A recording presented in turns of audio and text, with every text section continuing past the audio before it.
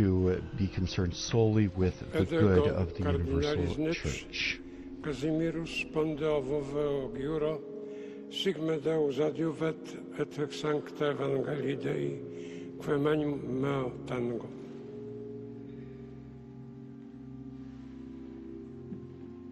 Et ego Albertus Cardinalis Paterbendigedon spondeo voveo ac iuro, sic me Deus adjuet et hec sancta Dei Evangelia quae manu mea tango. Et ego Reinhardus Cardinalis Marx spondeo voveo ac iuro, sic me Deus adjuvet et hec sancta Dei Evangelia quae manu mea tango.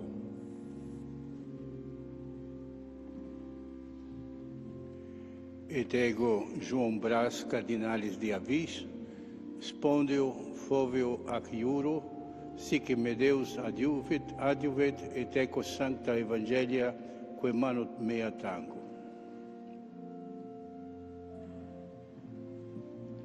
Et ego Thomas Cardinalis Collins, spondeo voveo ac iuro, sic me Deus adjuvet et hec sancta Dei Evangelia quae manu mea tango.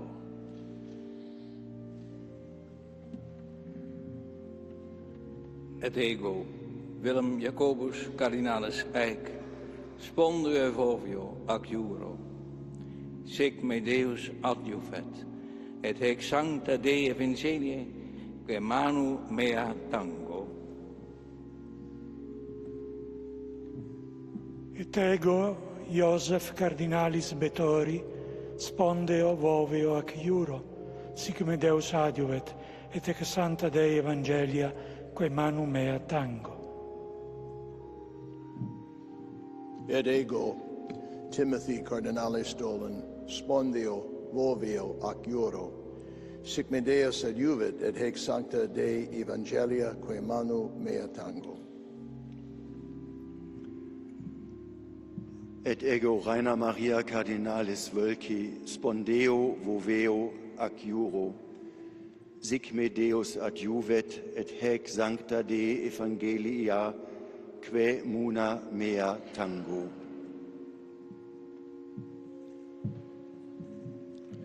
Et ego Jacobis Cardinalis Harvey, spondeo roveo ac iuro, sic me Deus adjuvet et hec sancta Dei Evangelia de manu mea tango.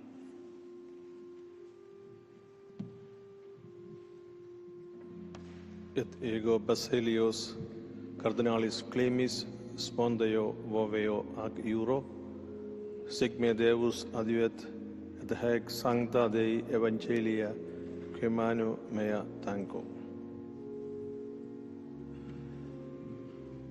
Et ego Gerardus Ludovicus Cardinalis Müller, spondeo voveo ac iuro, sic me Deus adjuvet et hec sancta Dei Evangelia quae manu mea tango.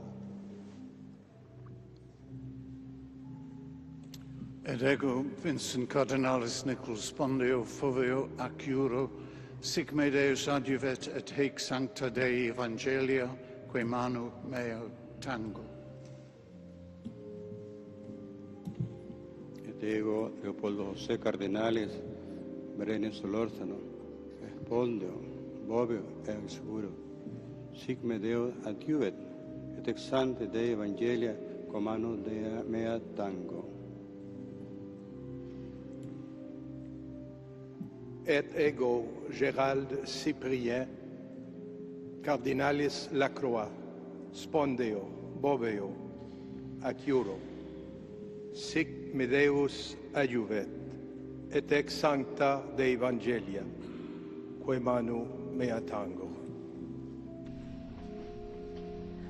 And as we see each of the cardinals coming up and taking the oath, as we mentioned at the beginning, there's quite a number of cardinals for countries that have never had a cardinal elector participate in a conclave.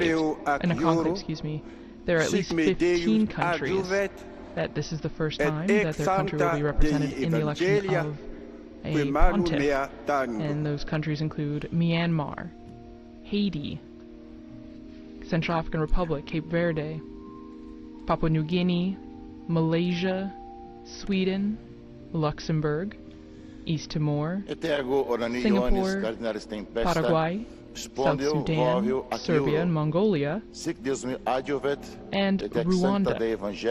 And this is the most international in history, with representatives from 71 countries, making it a very international and wide-reaching representation of the universality of the Catholic Church. Sic me Deus adiuvet, et ex sancta Dei Evangelia, que manu mea tango.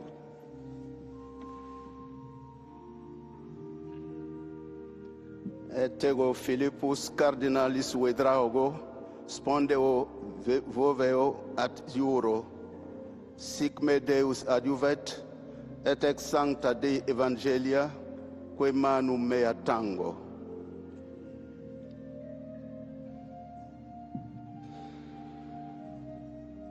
Et ego scibli Cardinalis Langlois, spondeo voveo ac Euro, sic me Deus adjuvet, et hec sancta Dei Evangelia, que manu mea tango.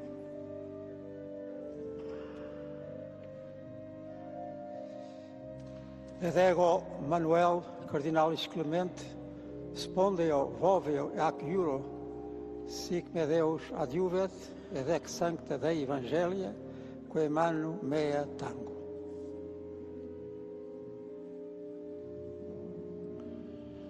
Et ego Brana Iesus Cardinalis Raphael, spondeo voveo ac Euro, sic me Deus adjuvet, et hec sancta Dei Evangelia, que manu mea tango.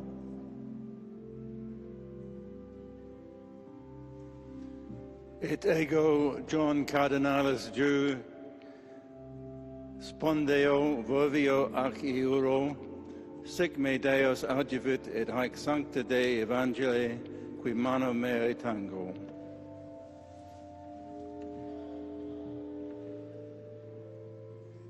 Et ergo Charles Cardinalis Bo, spondeo voveo ac Euro, sic me Deus adjuvet, et anca sancta Dei Evangelia, qui manu mea tango.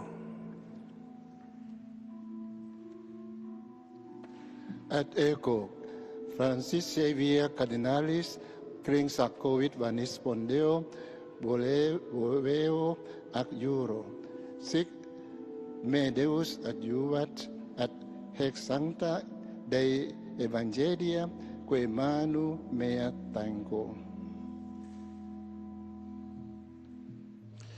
Et ego Franciscus Cardinalis Montenegro, spondeo voveo ac Euro, sic me Deus adjuvet, et ex sancta Dei Evangelia, que manu mea tango.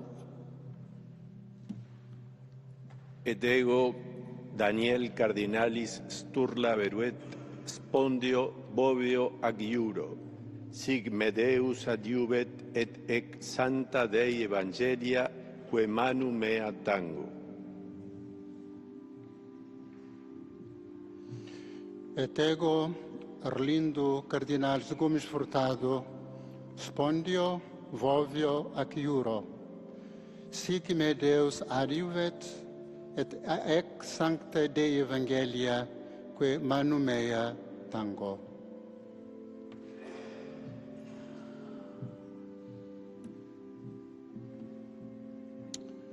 Et ego Soane Patita Cardinalis Maffi, spondeo voveo ac Euro, sic me Deus adjuvet, ec haec sancta Dei Evangelia, que manu mea tango.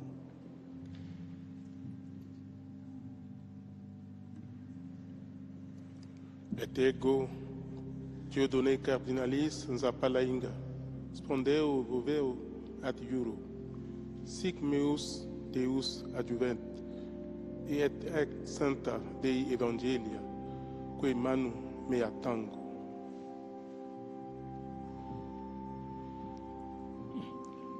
Et ego Cardinals Osoro, spondeo adjuro, si me Deus adjuvet et santa Dei Evangelia, que manu mea tan.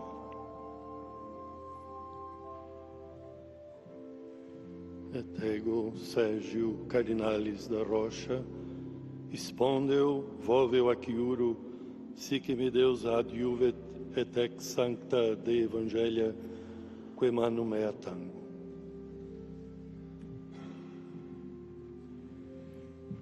Et ego Blasius Cardinalis Supich, spondeo voveo acuro, sic me Deus adjuvet, et hic sancta Dei Evangelia, que manu mea tango.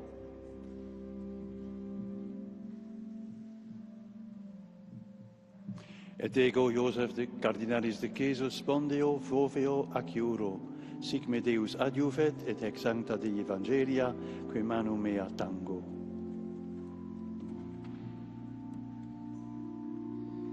Et ego Carlos Cardinalis Aguiarretes, spondeo voveo adjuro, sic me Deus adjuvet, et ex sancta Evangelia, que manu mea tango.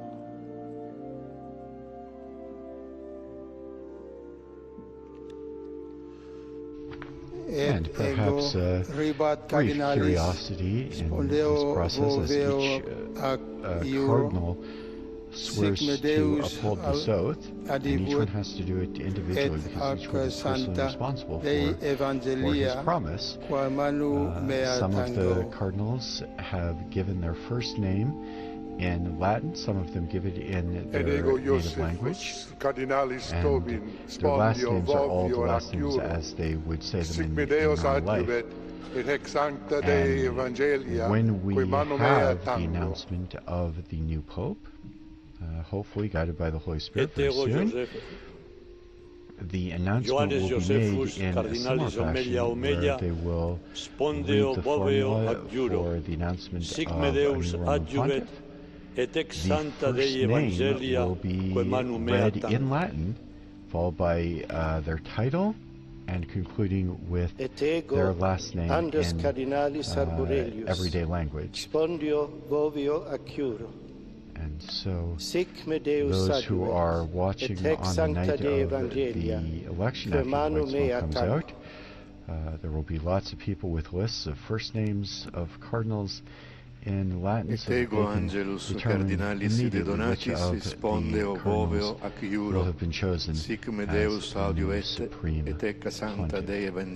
There is no such time limit for a conclave.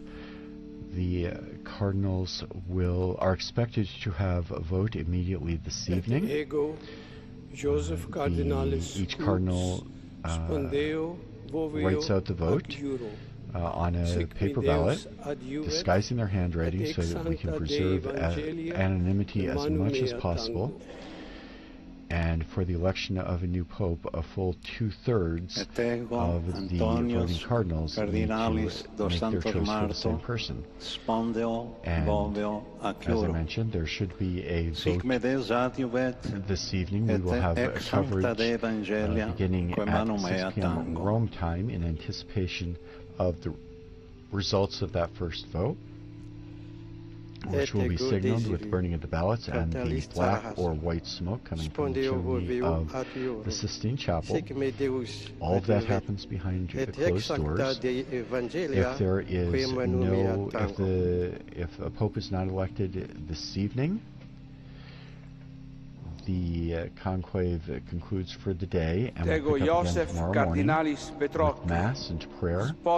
And each day, each subsequent day, there are 2 votes in the morning if necessary, and 2 votes in the afternoon if necessary. If no pope is elected, the black smoke comes out after the second vote.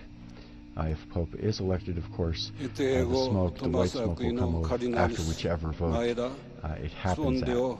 After several rounds of voting, if it takes that long, there is provision in the Apostolic Constitution for a period for a break where the cardinals will not vote, and then they will pick up after a day of reflection and prayer. They'll pick up again the following day, and continue again in groups of successive votes with certain periods programmed in, where if there is a longer conclave, they will have various points at which they'll be able to take a break and reflect and pray. It's been a very long time since we've had conclave go more than a few days. Since the beginning of the 20th century, the longest conclave lasted only 7 votes in 1903 and took place over the course of 5 days. The voting schedule is not the same as it is now. So we will be taking a break after the Extra Omnis and the closing of the doors of the Sistine Chapel. And then we will resume our live broadcast this evening at 6 p.m. Rome time. And we'll be giving coverage of the conclave leading up to the expected first smoke signal, as it were, announcing the outcome of this evening's ballot for the papacy. Et ego Alvaro Cardinalis Ramazzini espondeo voveo adjuro. And we're currently in the midst of the Cardinals of the Order of Presbyters, which will be followed by the Order of Deacons. Once again, each Cardinal makes the oath in his own name, taking personal responsibility for his promise and his commitment to maintain the secrecy of the conclave, to faithfully carry out the Patrine ministry if elected, and a solemn oath to affirm and defend boldly the spiritual and temporal rights, the religious and secular rights, as well as the freedom of the Holy See. The oath also speaks about the necessity of faithfully and scrupulously observing all of the prescriptions that the popes have laid out for the conduct of the conclave, and we can be assured the whole apparatus and procedure of the conclave is designed to ensure that there can be no doubt about the valid election of the next Pope. And we know that these cardinals all take very seriously this very religious commitment to elect a new Bishop of Rome. Spondeo voveo acuro, sic me Deus adjuvet, et ex sancta Dei Evangelia, quae manu mea tango. Et ego Augustus Paulus, Cardinalis lo Iudice, spondeo voveo ac iuro, sic me Deus adiuvet, et ex sancta Dei Evangelia, quae manu mea tango. Et ego Ioannes Marcus, Cardinalis Avelin, spondeo voveo ac iuro, sic me Deus adiuvet, et ex sancta Dei Evangelia, quae manu mea tango. Et ego Pizza et Bere Cardinalis Abaleke, spondeo voveo ac iuro, sic me Deus adjuvet, et hex sancta Dei Evangelia, quae manu Deo tango.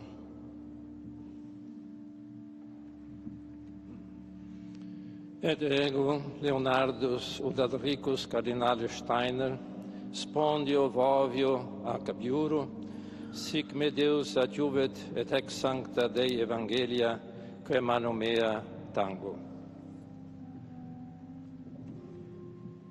Et ego Philippus Neri, Cardinalis Ferrau, spondeo vovio ac iuro, sic me Deus adjuvet, et ex sancta Dei Evangelia, quae manu mea tango.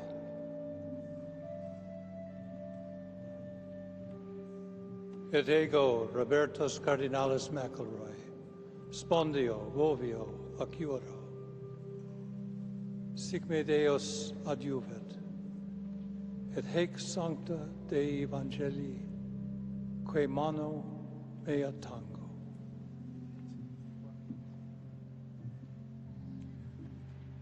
Et ego Virgilius Cardinalis do Carmo da Silva, spondeo voveo ad iuro. Sic me Deus audivet, et haec sancta Dei Evangelia, quae manu mea tango. Et ego Anscarius Cardinalis Cantoni, spondeo voveo ac iuro. Sic me Deus adiuvet, et ex sancta Dei Evangelia, quae manu mea tango.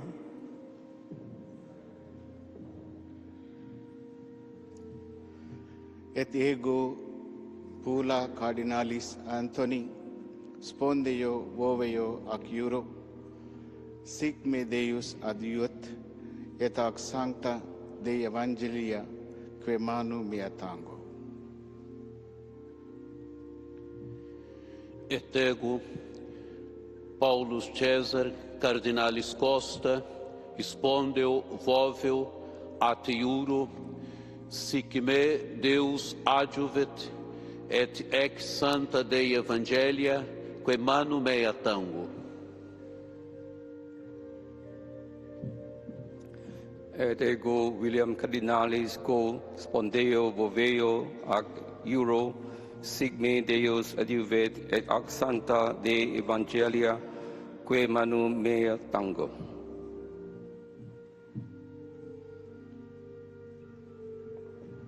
Et ego Adalbertus Cardinalis Martinez Flores, spondeo voveo ad iuro.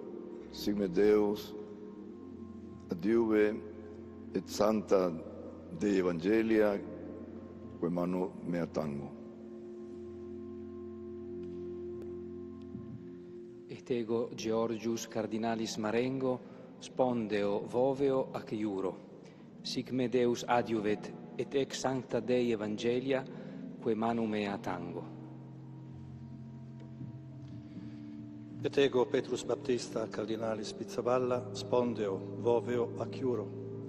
Sic me Deus adiuvet, et ex sancta Dei Evangelia, quae manu mea tango.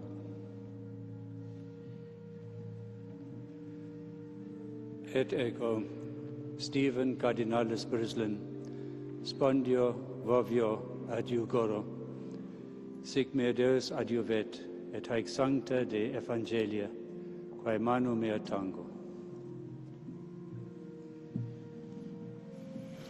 Et ego Angelus Sixtus Cardinalis Rossi, spondeo voveo ac iuro. Sic me Deus adiuvet, et ex sancta Dei Evangelia, quae manu mea tango.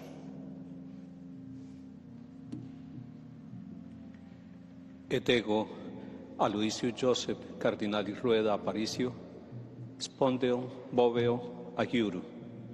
Sic me Deus adiuvet, et ex sancta Dei Evangelia, quae manu mea tango.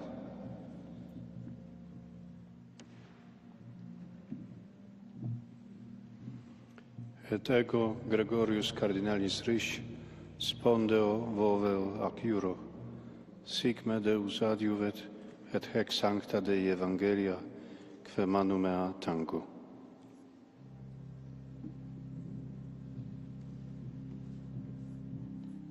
Et ego Mula Stephen Martin Mula, spendo vevo ac iura. Sic me Deu advent, ad hac sancta Dei Evangelia, qui mani mea tango.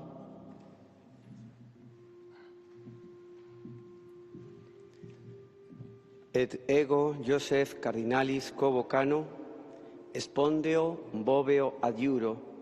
Sic me Deu adiuvet, et ec sancta Dei Evangelia, quae manu mea tango.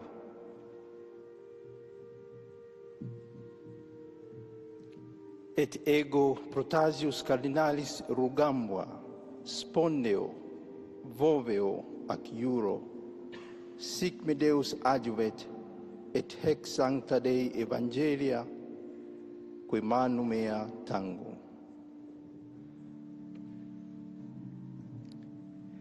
Et ego Sebastian Cardinalis Francis, spondeo voveo ac iuro, sic me Deus adjuvet, et hec sancta Dei Evangelia, que manu mea tango.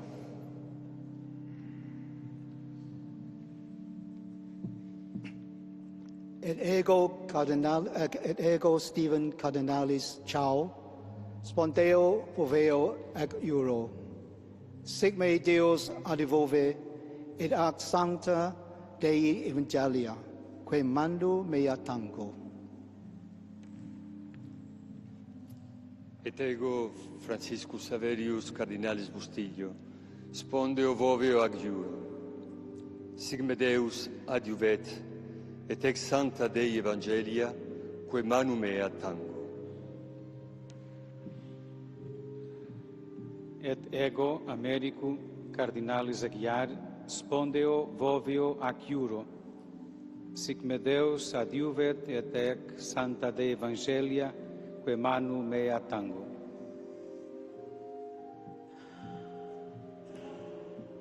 Et ego Carlos Cardinalis Castillo, spondeo voveo ac iuro, sic me Deus adjuvet, et ex sancta Dei Evangelia, que manu mea tango.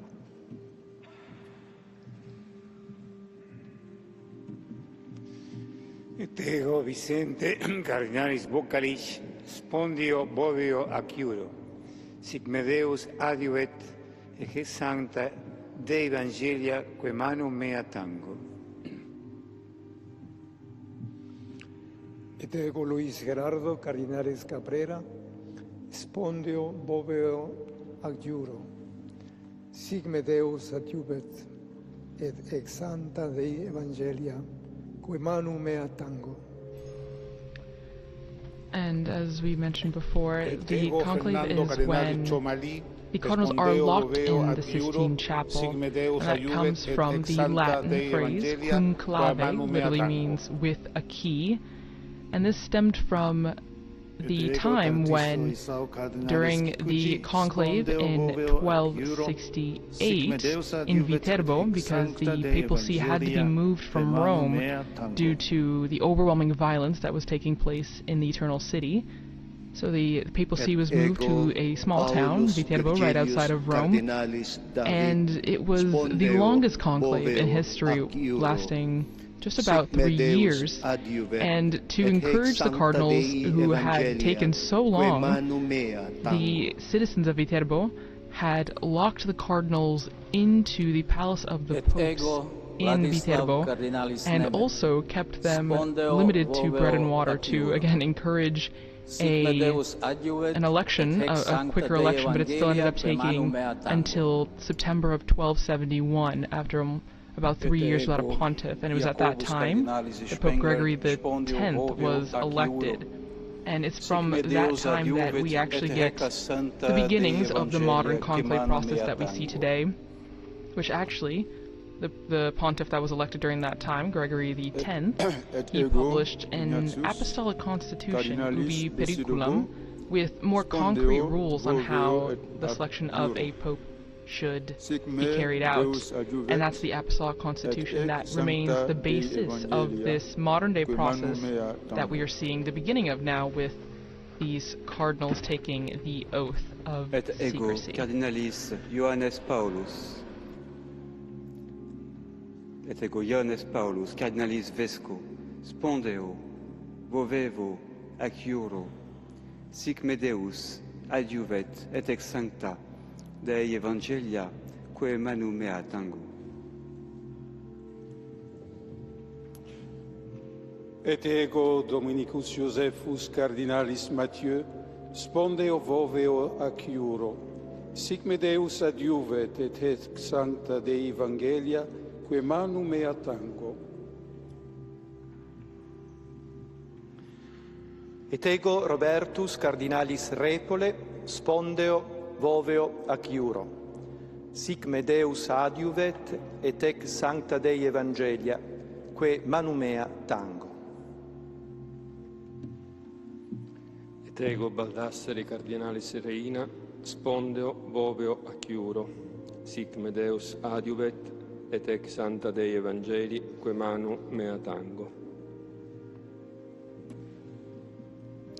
Et ego Franciscus cardinalis Leo, spondeo voveo ac iuro. Sic me Deus adiuvet, et ec sancta Dei Evangelia, que manu mea tango. Et ego Micola cardinalis Biciox, spondeo voveo ac iuro. Sic me Deus adiuvet, et ec sancta Dei Evangelia, que manu mea tango.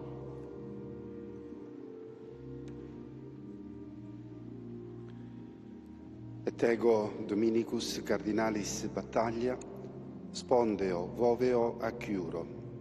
Sic me Deus adiuvet, et ec sancta Dei Evangelia, que manu mea tango.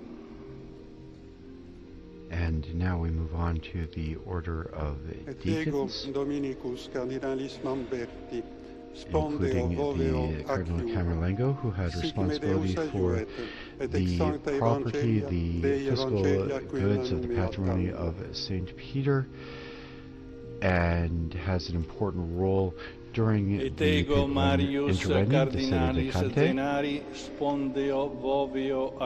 as we get closer to the last of the cardinals making their oath to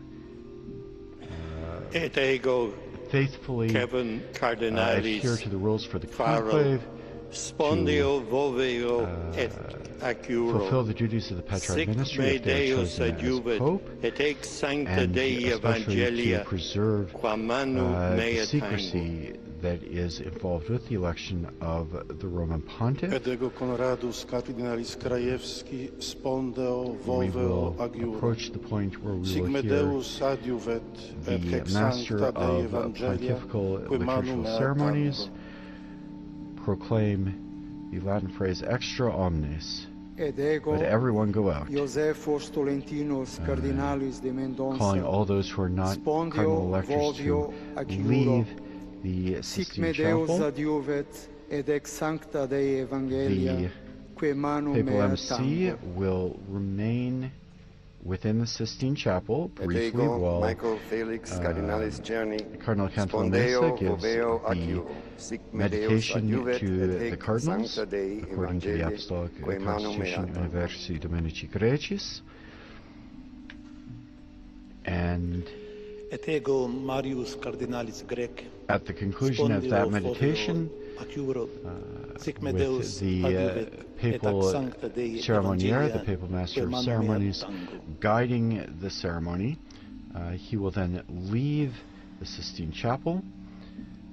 He will ensure that all of the entrances to the Sistine Chapel are closed and secured, the guard is posted, and the cardinals will proceed with the first ballot according to the ceremony. After the papal MC leaves the Sistine Chapel, the cardinal dean, or the person acting on his behalf, having consulted the electors, will immediately invite them to consider any business that they feel must be urgently addressed.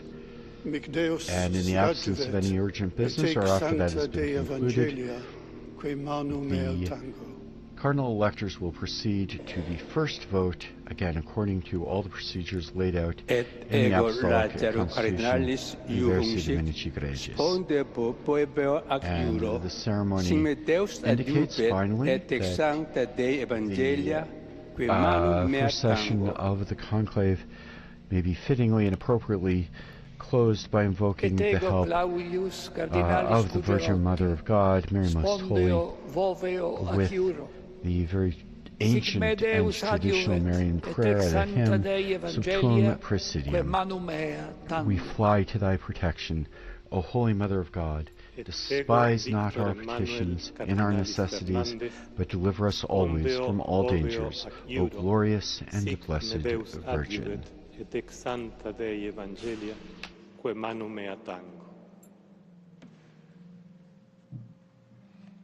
Ac ego, Emilius Paulus, Cardinalis Ceric, spondeo, voveo, ediu acuro, sic me Deus adjuvet, et ex sancte Dei Evangelia, que manu meo tango.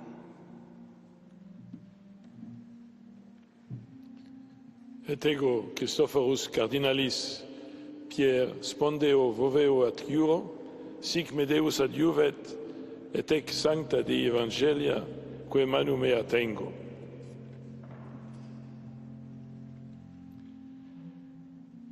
Et ego, Angelus Cardinalis Fernandez Artime, spondeo, voveo, ac juro. Sic me Deus adjuvet, et ex sancta Dei Evangelia, que manu mea tango.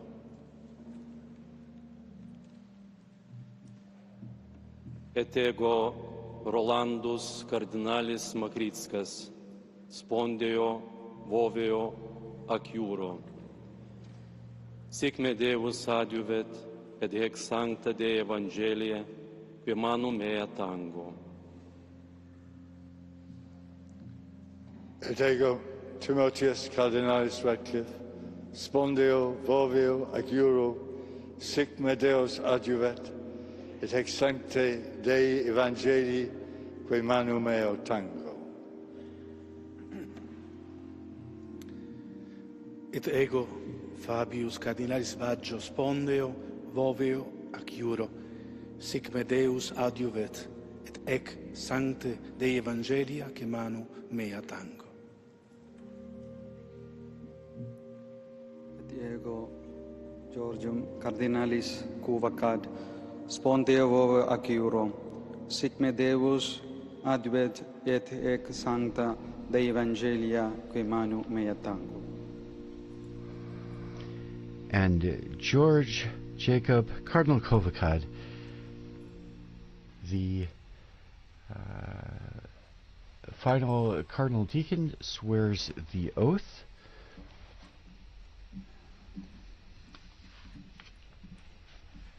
And we proceed to the closing of Extra Omnes.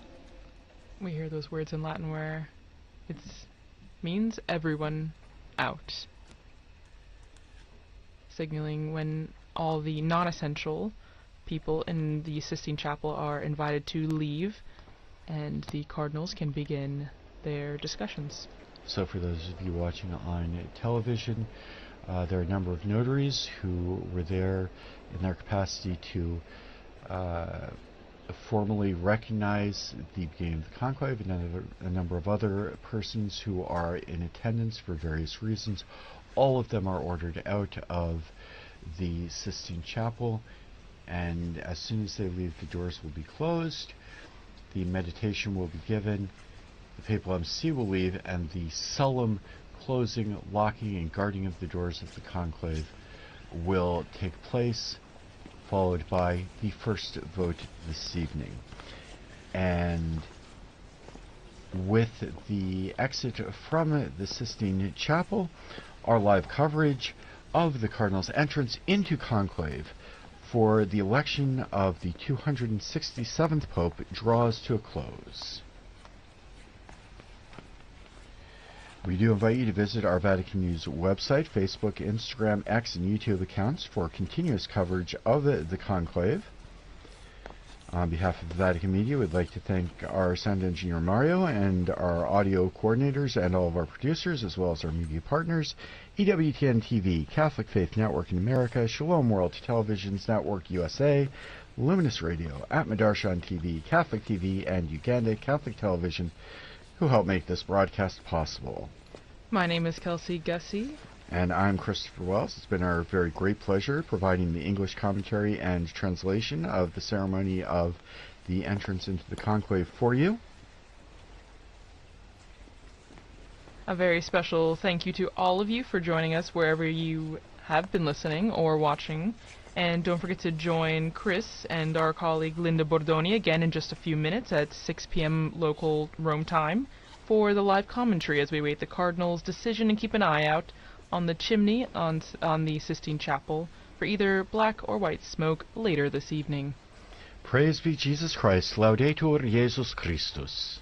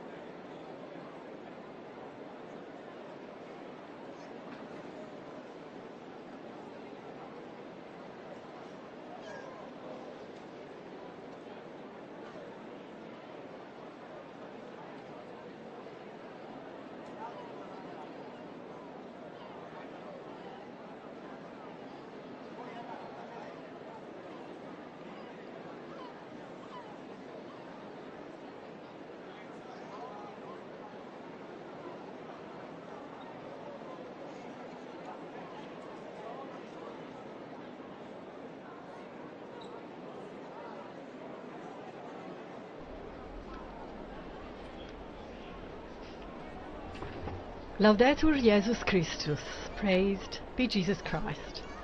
A very warm welcome to all of you joining us for this live broadcast as we await a possible white smoke signal coming out of the chimney of the Sistine Chapel.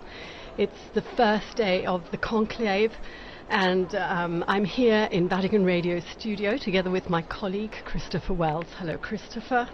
Hello, Linda, and we've just concluded the ceremony for the closing of the conclave with the Cardinals.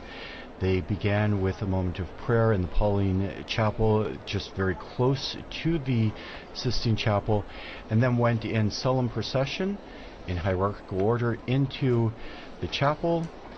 They swore their oath of secrecy, their oath to fulfill the office of the Petrine ministry if they are elected, and to faithfully observe all of the norms for the election of the Roman Pontiff. So just a few moments ago we heard the Latin expression extra omnes, which calls everyone to leave the Sistine Chapel except for the cardinal electors, and the cardinals are currently hearing a meditation on their duty, and we expect them to proceed to the first vote in the next half hour or so. So yes, meanwhile we have two very prestigious guests with us here today. Thank you for joining us.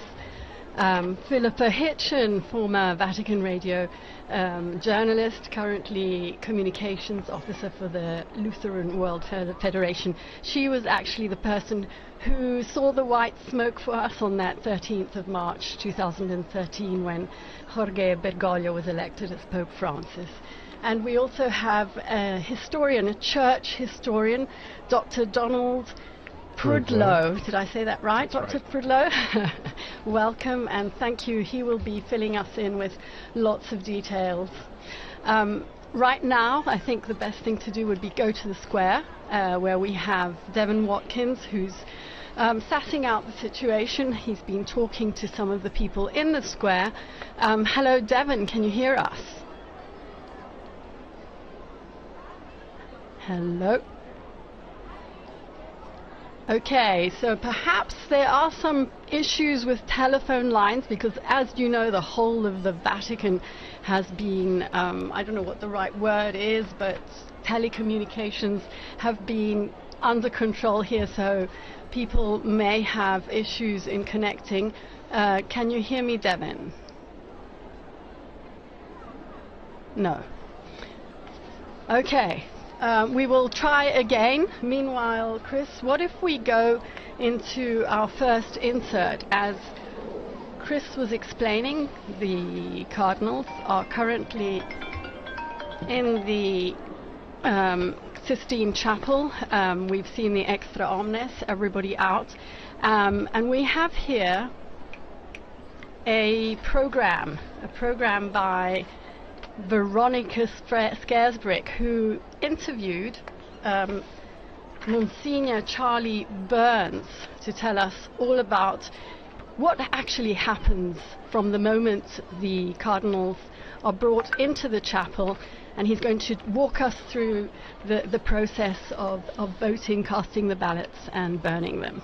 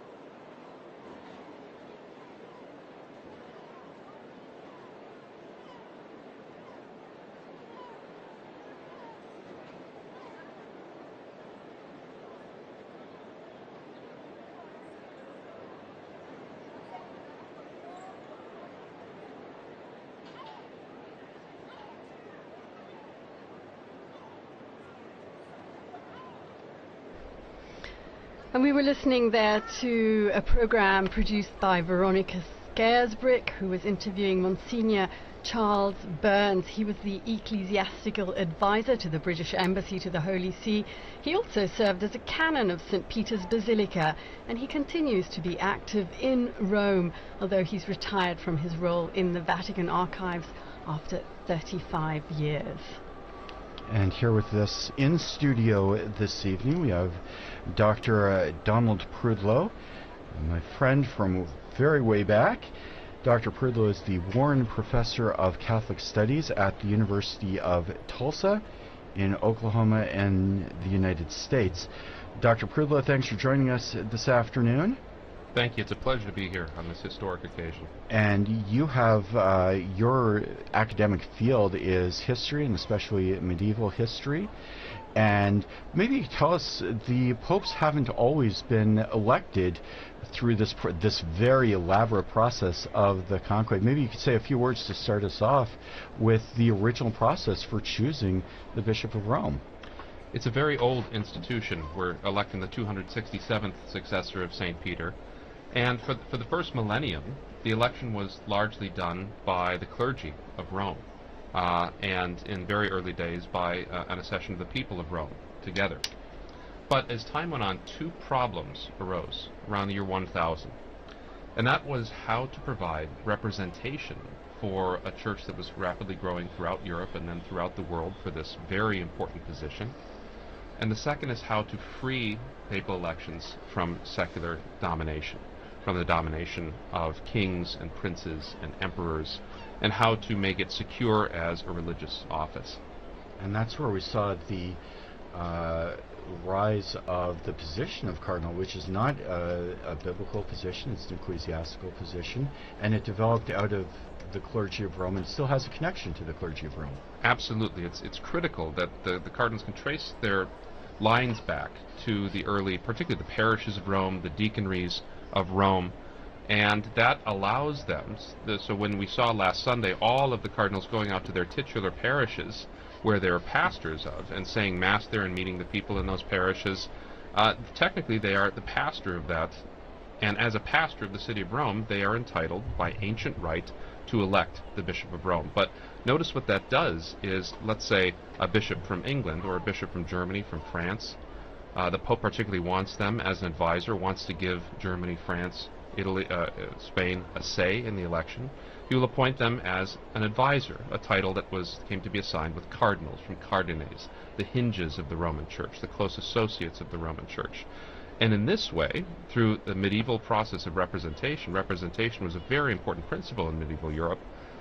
The entire world has been given an opportunity, a say, in the election of the Roman Pontiff, which is itself such a position of worldwide import. And we saw cardinals today from all over the globe participating in that process. In fact, that's something that was a particular focus for Pope Francis, who named a number of cardinals from countries that had never had a cardinal before and who now are participating in this conclave. Now, you mentioned, Don, that over the course of the centuries, and especially in what's sometimes known as the Dark Ages, there were problems with the papacy. There was influence from secular and other sources, and they started to begin the process of solidifying the election to ensure the absence of outside interference, also to ensure the spiritual import of the election. Can you talk to us a little bit about the development of the conclave as we know it now, the first conclaves, and how it developed into the current process? Absolutely. Since Rome is, in a certain sense, the central hub of the wheel of the Church, it's an important position. We know that. We saw the worldwide representation at Pope Francis's funeral, and we see what a significant power that this office can hold, and so that makes it important, that makes it interesting for secular rulers to try to interfere in the selection in order to get a candidate that might be more friendly to their political or earthly interests. And so starting in the 11th century with the purification of the papacy after a dark period, as you say, the election was reserved to the cardinals.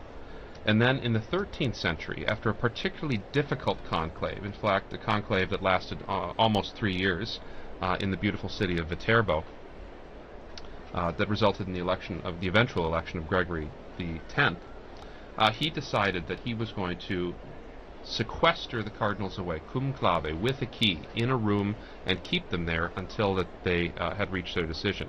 And even this sometimes wasn't enough to get them to make up their minds. The city of Viterbo during that conclave actually put the cardinals on bread and water at one point, and even took the roof off the papal palace where they were meeting so they'd be exposed to the elements in order to, let us say, hasten a decision to get the church a pastor again. Gregory X issued a document called Ubi Periculum, which laid down many of the rules for the conclave that still applies today, described in the program we just heard and in the events that we just witnessed. Now, over the course of the years, that becomes solidified. Particularly, we start to see when the papacy returns to Rome after the Avignon period, the conclave becomes much more settled. It starts to be held in the papal palace, in the Vatican, in the Apostolic Palace.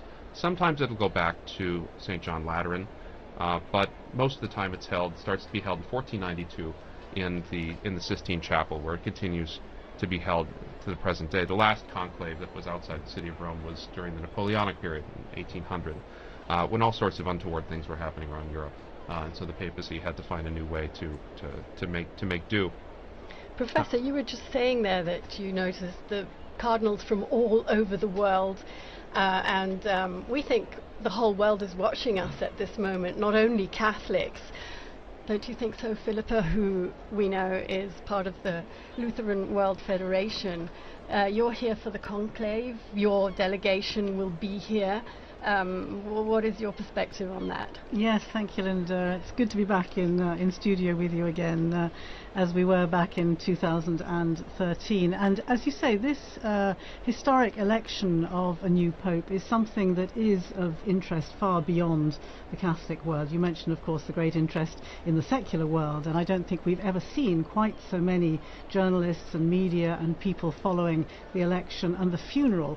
They talk about this as the first election really of the social media era, and I think I'm absolutely amazed to see how many young people, my own children, people who have never really had that much interest in the intricate processes that you've been describing, what goes on behind those closed doors. Suddenly there is an explosion of fascination for what goes on. I think the film Conclave, of course, has also had a lot to do with that. Everybody is now a little bit of an expert, having seen the film. I haven't seen the statistics myself, but I'm told that the numbers of downloads have skyrocketed since the death of Pope Francis.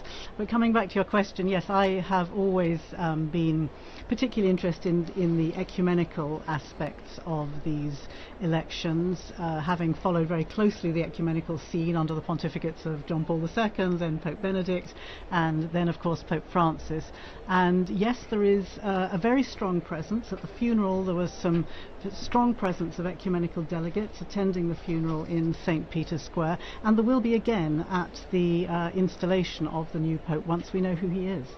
Right now we're watching images of the square, and we've just been seeing a lot of media out there with their cameras, and I think we have Devon on the line now. He is in the square.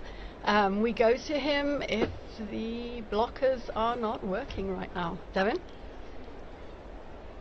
There you are, great. Good.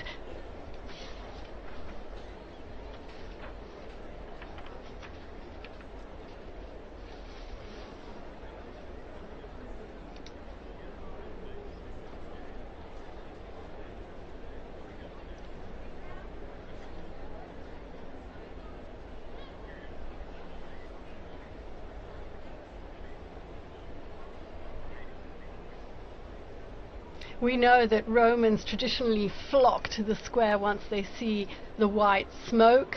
I don't want to make any previsioni, as we say here in Rome, forecasts. We're not really expecting white smoke in this first session, but you never know. People are there to wait for the smoke. I understand you also spoke to a few of the people in the square, and we will be playing some of those clips in a while. Meanwhile, anything relevant that they have been telling you that you think might be interesting?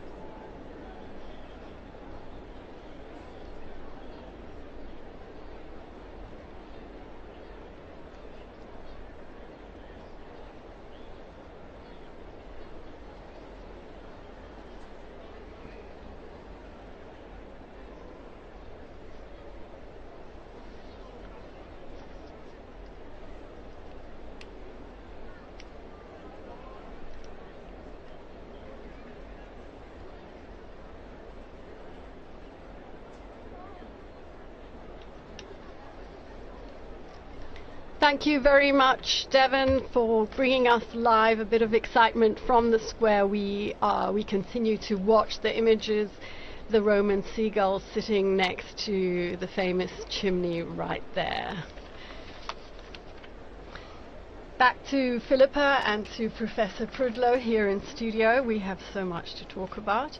Perhaps Philippa, looking a little bit at what Pope Francis's legacy has brought us as regards the Church's ecumenical path forward. What are you looking towards? What do you hope the next Pope may be able to build on that legacy? As you say, there is, or as we were saying earlier, there is a lot of expectation from other Christian churches and other Christian leaders, looking back with immense gratitude to the legacy of Pope Francis. If I can just remember back to the Conclave in 2013 and to his election, that announcement which took a lot of people by surprise. Bergoglio wasn't one of the top names that people were expecting, but I can never forget that moment that he stepped out onto the balcony describing himself as the Bishop of Rome, and the effect that that had on some of the ecumenical guests, some of the other leaders who were listening to his words, and hearing a new openness that in fact continued to be the path that he followed throughout the 12 years of his pontificate. You know, this was a man who talked about how his door was always open, and that included not just to Catholics but to everybody, people of all different churches and of course different faiths and no faith at all. And so there were some extremely significant events that I was very privileged to be part of. I think particularly of the Lutheran World Federation and Pope Francis marking together the 500th anniversary of the Reformation. I remember when I first heard about the possibility of that happening, saying to colleagues around Rome, you know... Yes, you were here at the radio back then. Absolutely, and I remember saying the Pope is going to mark the anniversary, the 500th anniversary of the Reformation, together with the Lutherans, and people saying, you're daydreaming, that's never going to happen. But of course, the Pope travelled to Sweden, and together with the Lutheran World Federation leadership, he had a very significant liturgy in Lund Cathedral, and then went on to the stadium in Malmö, where together they looked to the past, they asked forgiveness for the sins, the divisions, the terrible sins that came out of the divisions of the Reformation, and then pledged to overcome that by working together into the future. And I think that was one of the very significant events that I was privileged to be part of, and of course, as you say, now continuing to work in that vein with the Lutheran World Federation. He also brought about many other changes in all aspects that we saw from day to day. Professor Prudlow, you are very knowledgeable of things past, but you're also an observer of current affairs.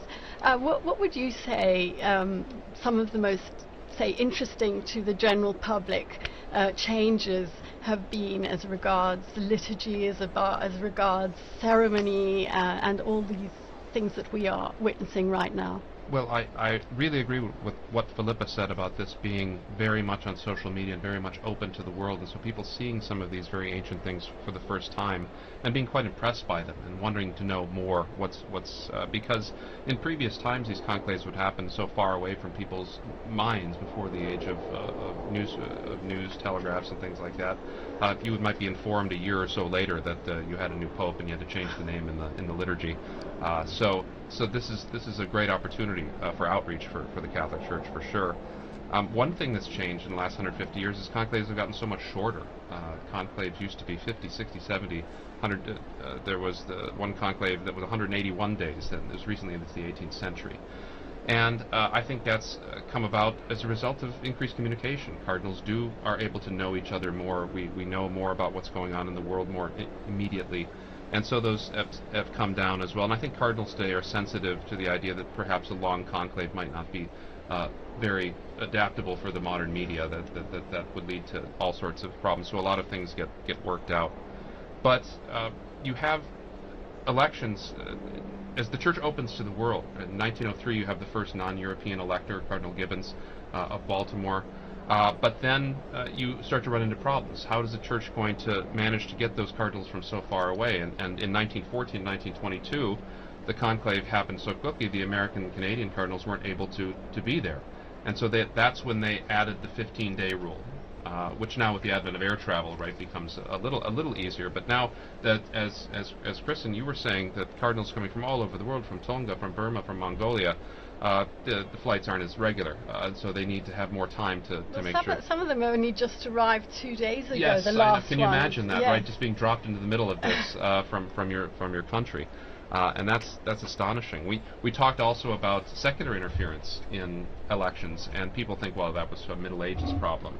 And in fact, the European monarchs, the Catholic European monarchs, all through the 17th, 18th, 19th century, had the right to veto candidates. And as recently as 1903, the Austro-Hungarian emperor excluded a candidate, which led, of course, to the election of St. Pius X, which was a sort of good outcome. And he himself abolished what was called the jus exclusive, the right of European monarchs to object to particular candidates.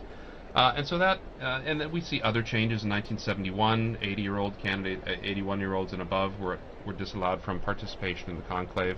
But we saw how healthy their contributions were in the general congregations in the events leading up to the conclave. So there have been a lot of times in church history where the conclave and the cardinalate is one of those adaptations that the church has made through history in order to meet these challenging demands that have come up over these 2,000 years. And I think, too, talking about the changes in the conclave, we've seen how a change originally to accommodate cardinals who are coming from far away, this long period between the death of the Pope and the entrance into the conclave, has changed in its purpose. 100 years ago, that was to make sure someone could jump on a boat and get from South America or even Australia now and make it to Rome in time for the conclave. Now, we've heard a lot of talk in the past couple of weeks about cardinals having an opportunity to get to know one another.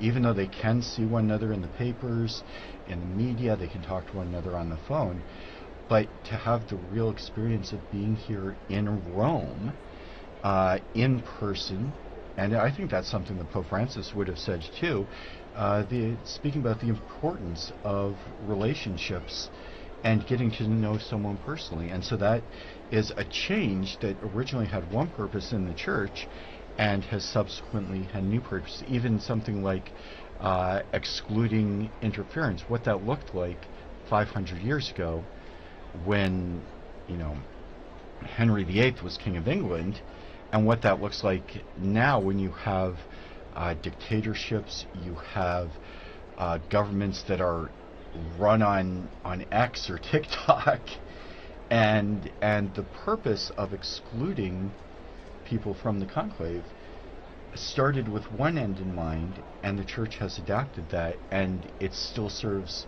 a purpose, even if that's not what was originally foreseen by the people who implemented that change in the system. But it's all stayed incredibly secret. We know that yesterday everyone who is participating in the proceedings, and that's not only the cardinals who are voting, but obviously they're medics, there are people making meals, they're the cleaners, they're the florists. They all took an oath of secrecy yesterday, swearing that not a single thing they're going to be hearing in these days would be leaked out. I know that there are a couple of walkie-talkies that can be used in an emergency if they need to call a medic, but their cell phones have been taken away, they can't read the papers, they don't watch television, there is no radio. So yes, it really is... I mean, it may depend on how long they can go without cell phones. Well, and it's interesting too, you started to allude to this, there are several officials among the cardinals who do have the right and the means to communicate outside of the conclave. So, for instance, suppose, as many of the cardinals are very old, suppose one of them gets sick and they need to call a doctor. There's a procedure for that. I don't expect them to run out of food, but if it does go to a long conclave, they can make arrangements for that. Or perhaps a more spectacular outcome, if the cardinal should choose to elect someone who is not in conclave. and there has to be a means of contacting them, which would be, I think, shocking to the whole world. But Don, it wouldn't be the first time that they've chosen someone who is not in the Rome, or not even a cardinal. That is absolutely possible. One of the most famous examples was after the long conclave of 1292 to 1294, where they were in an absolute deadlock for 3 years, and they just could not, and nobody would back down. And finally, they broke down and said, I heard that there's this hermit living up on this mountain. He's a very holy guy. Maybe just making a holy person pope. Let's try that. And so you have this picture of these bishops and cardinals trundling up this mountain in Abruzzi, and getting to this hermit's cave to tell him that he's just been elected as pope. And he tried to prostrate before them, and they tried to prostrate before him, and it was all very awkward. But to have something like that happen, it's been a very long time since anyone who was not a bishop has been nominated. That was Gregory the 16th in 1831. And so if somebody who's not a bishop is elected, they do not assume the office of Pope until they're made a bishop. You have to be a bishop to be the Bishop of Rome. I imagine there's some prerequisites to be named, even if you're not a cardinal. I find it interesting. So if you're a baptized unordained Catholic male and you get the call, like I've told my wife to stay by the phone just in case, that you would have to have your wife's permission in order to do that, because you'd have to separate from bed and board to be ordained.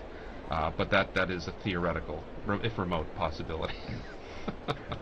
Basically, the only requirement is that you are the requirements for being made a bishop, yes. Which technically is, if you were to choose someone, and Don, maybe you can correct me if I'm wrong, but there are stories of people who've been elected even before they've been baptized, and they went through the process of baptism, ordination, consecration to the bishopric. I think some of those are maybe not certain. Well, we know for sure St. Ambrose of Milan, who was the Roman civil administrator, who was so skillful at getting various parties of Christians to get to talk to one another. Even though he himself was a pagan. He himself was a pagan, and both sides, the Arians and the Catholics, shouted out Ambrose Bishop, and they carried him into the cathedral. He was baptized. He went through the 7 grades of ordination, and on the 8th day he was made the Bishop of Milan. And so there are examples. Something like that is what would have to happen in an unusual case like that. But Don, you mentioned the very holy hermit who was elected to the papacy.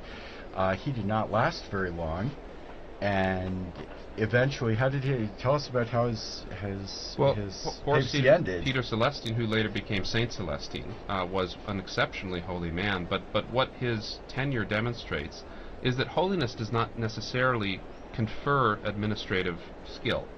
And so it's possible for someone to be quite a holy person and be a worldly failure, particularly in positions of leadership.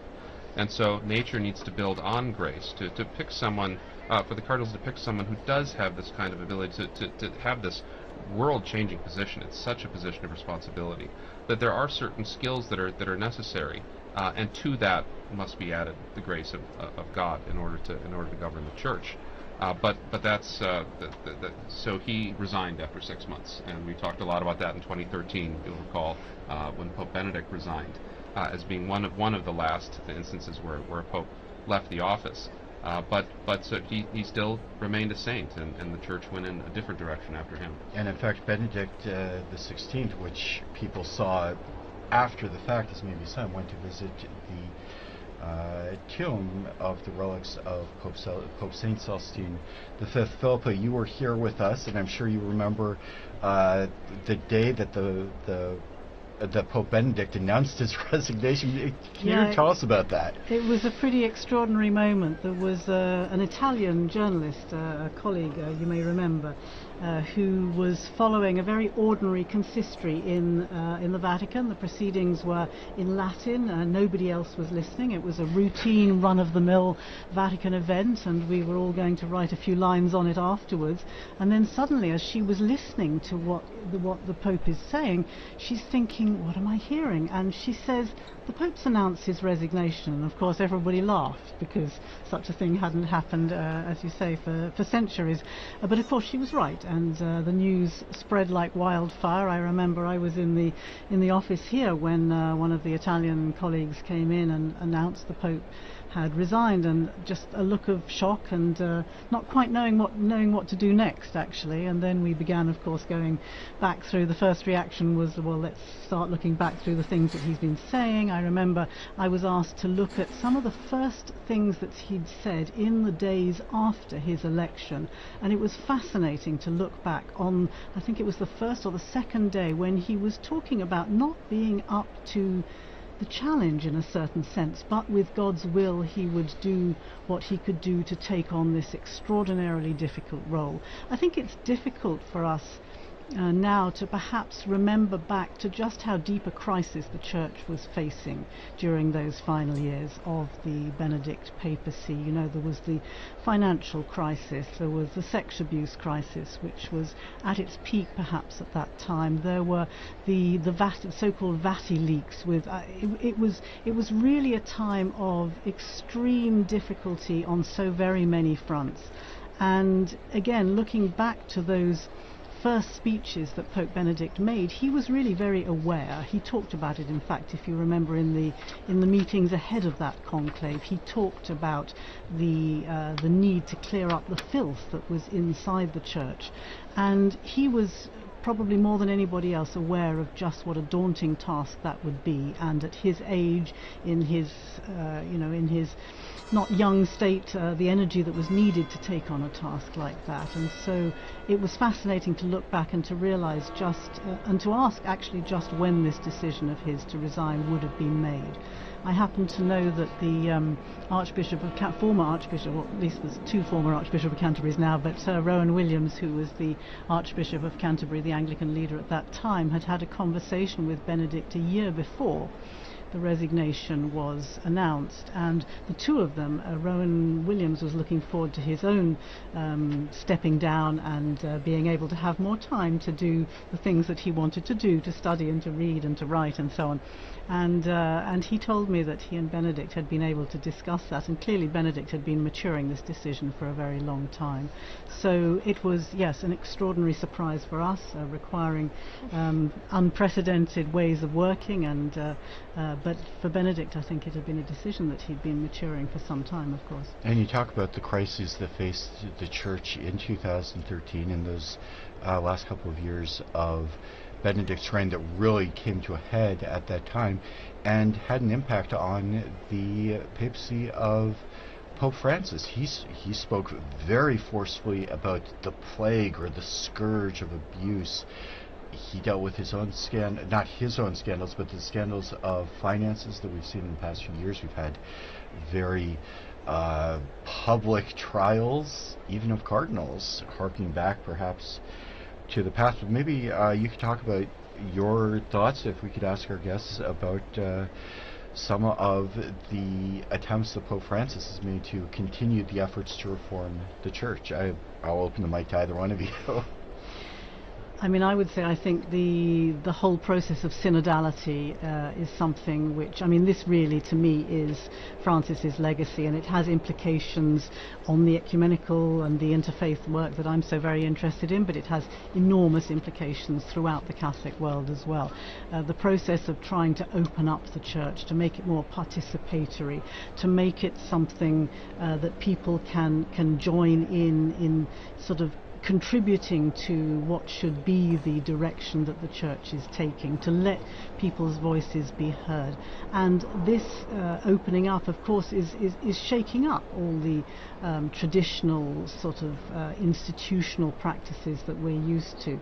And in a sense, I think this is probably where his main focus was, but as you rightly say, at the same time he's dealing with all the internal affairs of the Church, the problems with the financial situation, which remains extremely challenging. The sexual abuse crisis, I would say, is improved, significantly improved over the past decade. You know, so many churches have in place their safeguarding measures. The Vatican itself has made steps ahead with the safeguarding, with the commission that's working on that.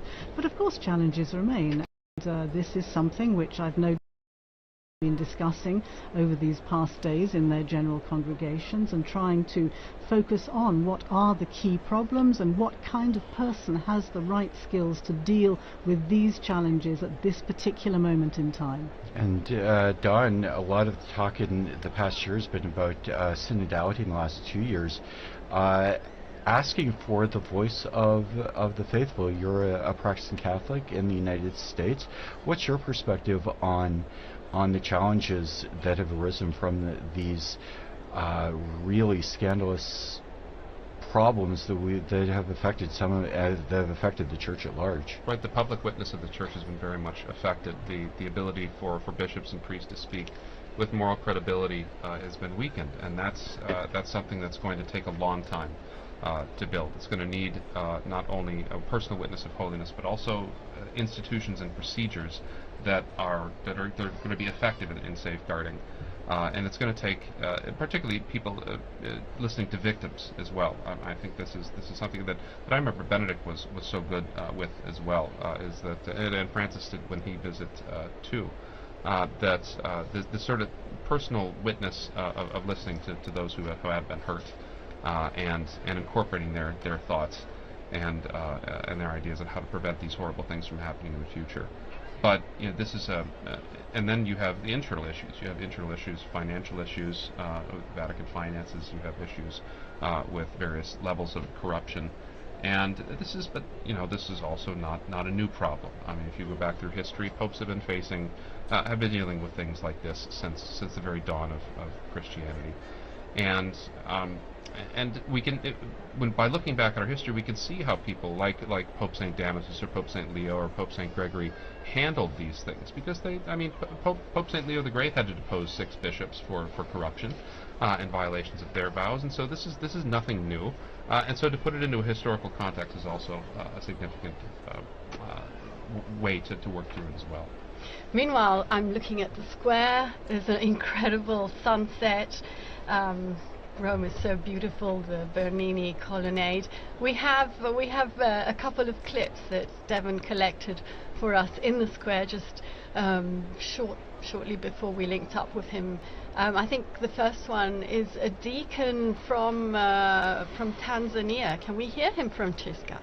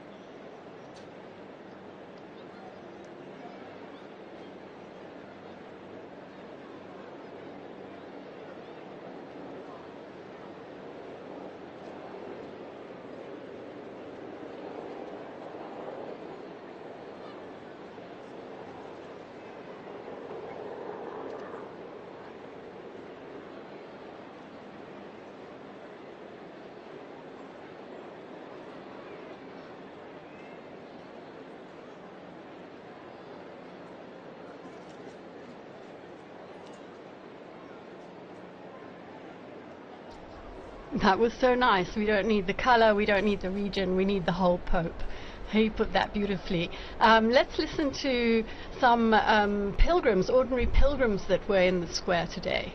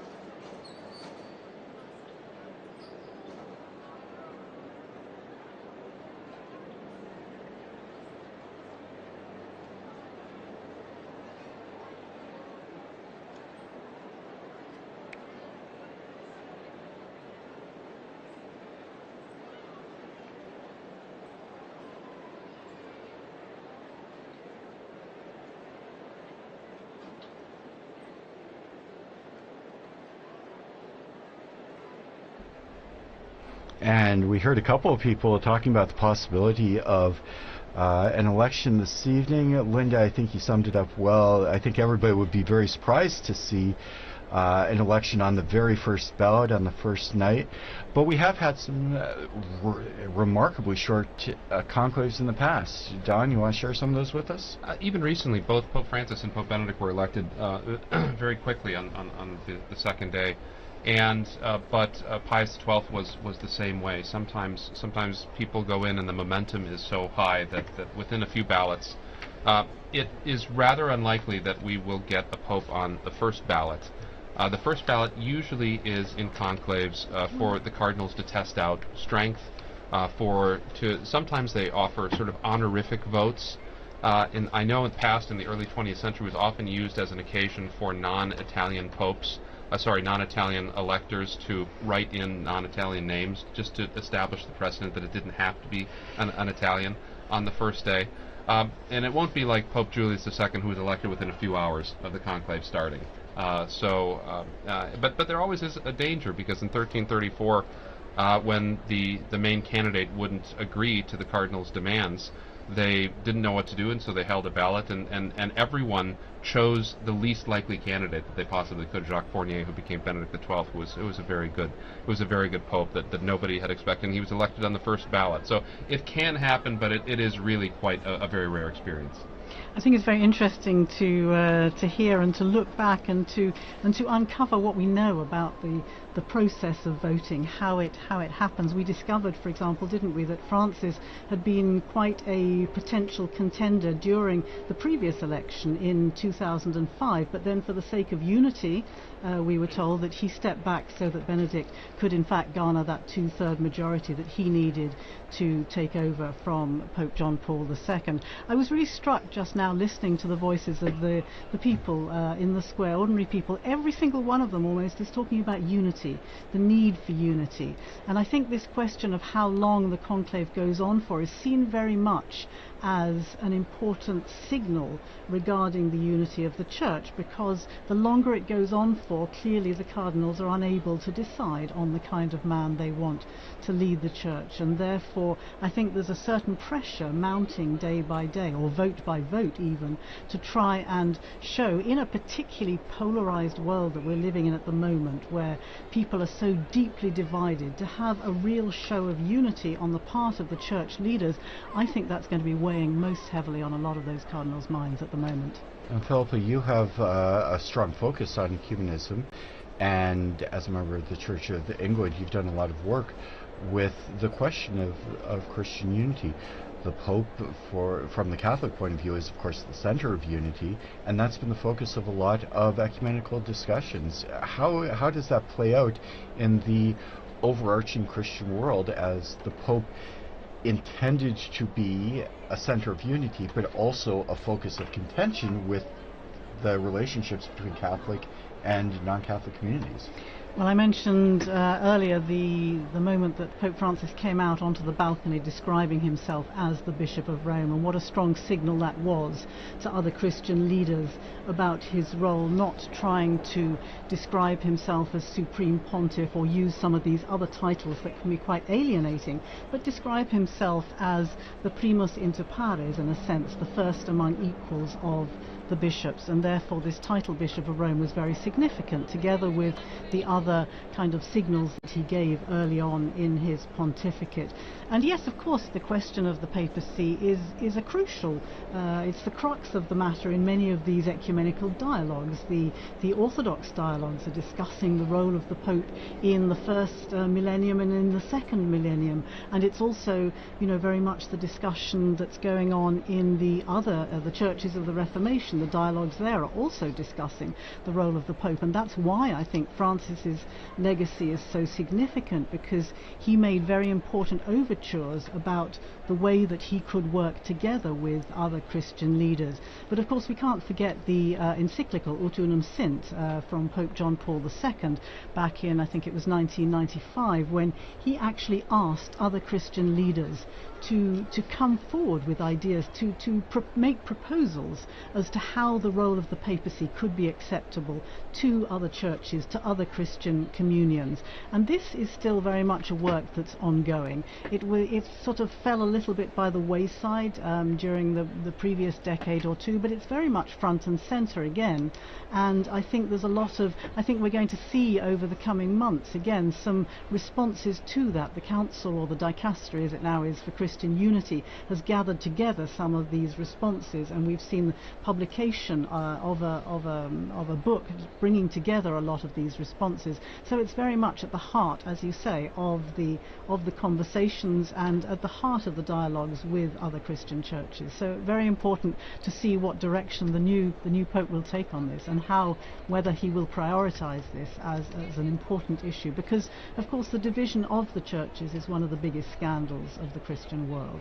It's so much easier when people see unity, when people see united churches, to be able to believe and to be able to make a commitment to that.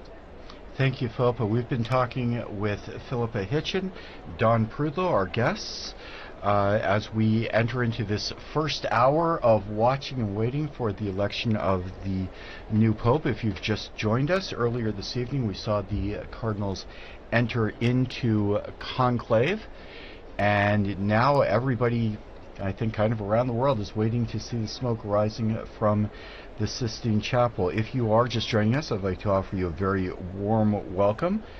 Also, a thank you to all of our television partners and radio partners, especially EWTN TV, Catholic Faith Network in America, Shalom World Television's Network USA, Atmadarshan TV, Catholic TV, Madha TV India, and UCTV, Uganda Catholic Television. Also radio partners Luminous Radio and Radio Katipunan in the Philippines. Welcome to all of you. My name is Christopher Wells, and I'm joined here with my colleague Linda Bordoni, and our guest. And our guests, our most prestigious guests, Philippa Hitchin and Professor Prudlow. But I do suggest a tiny musical break as we continue to watch the sunset.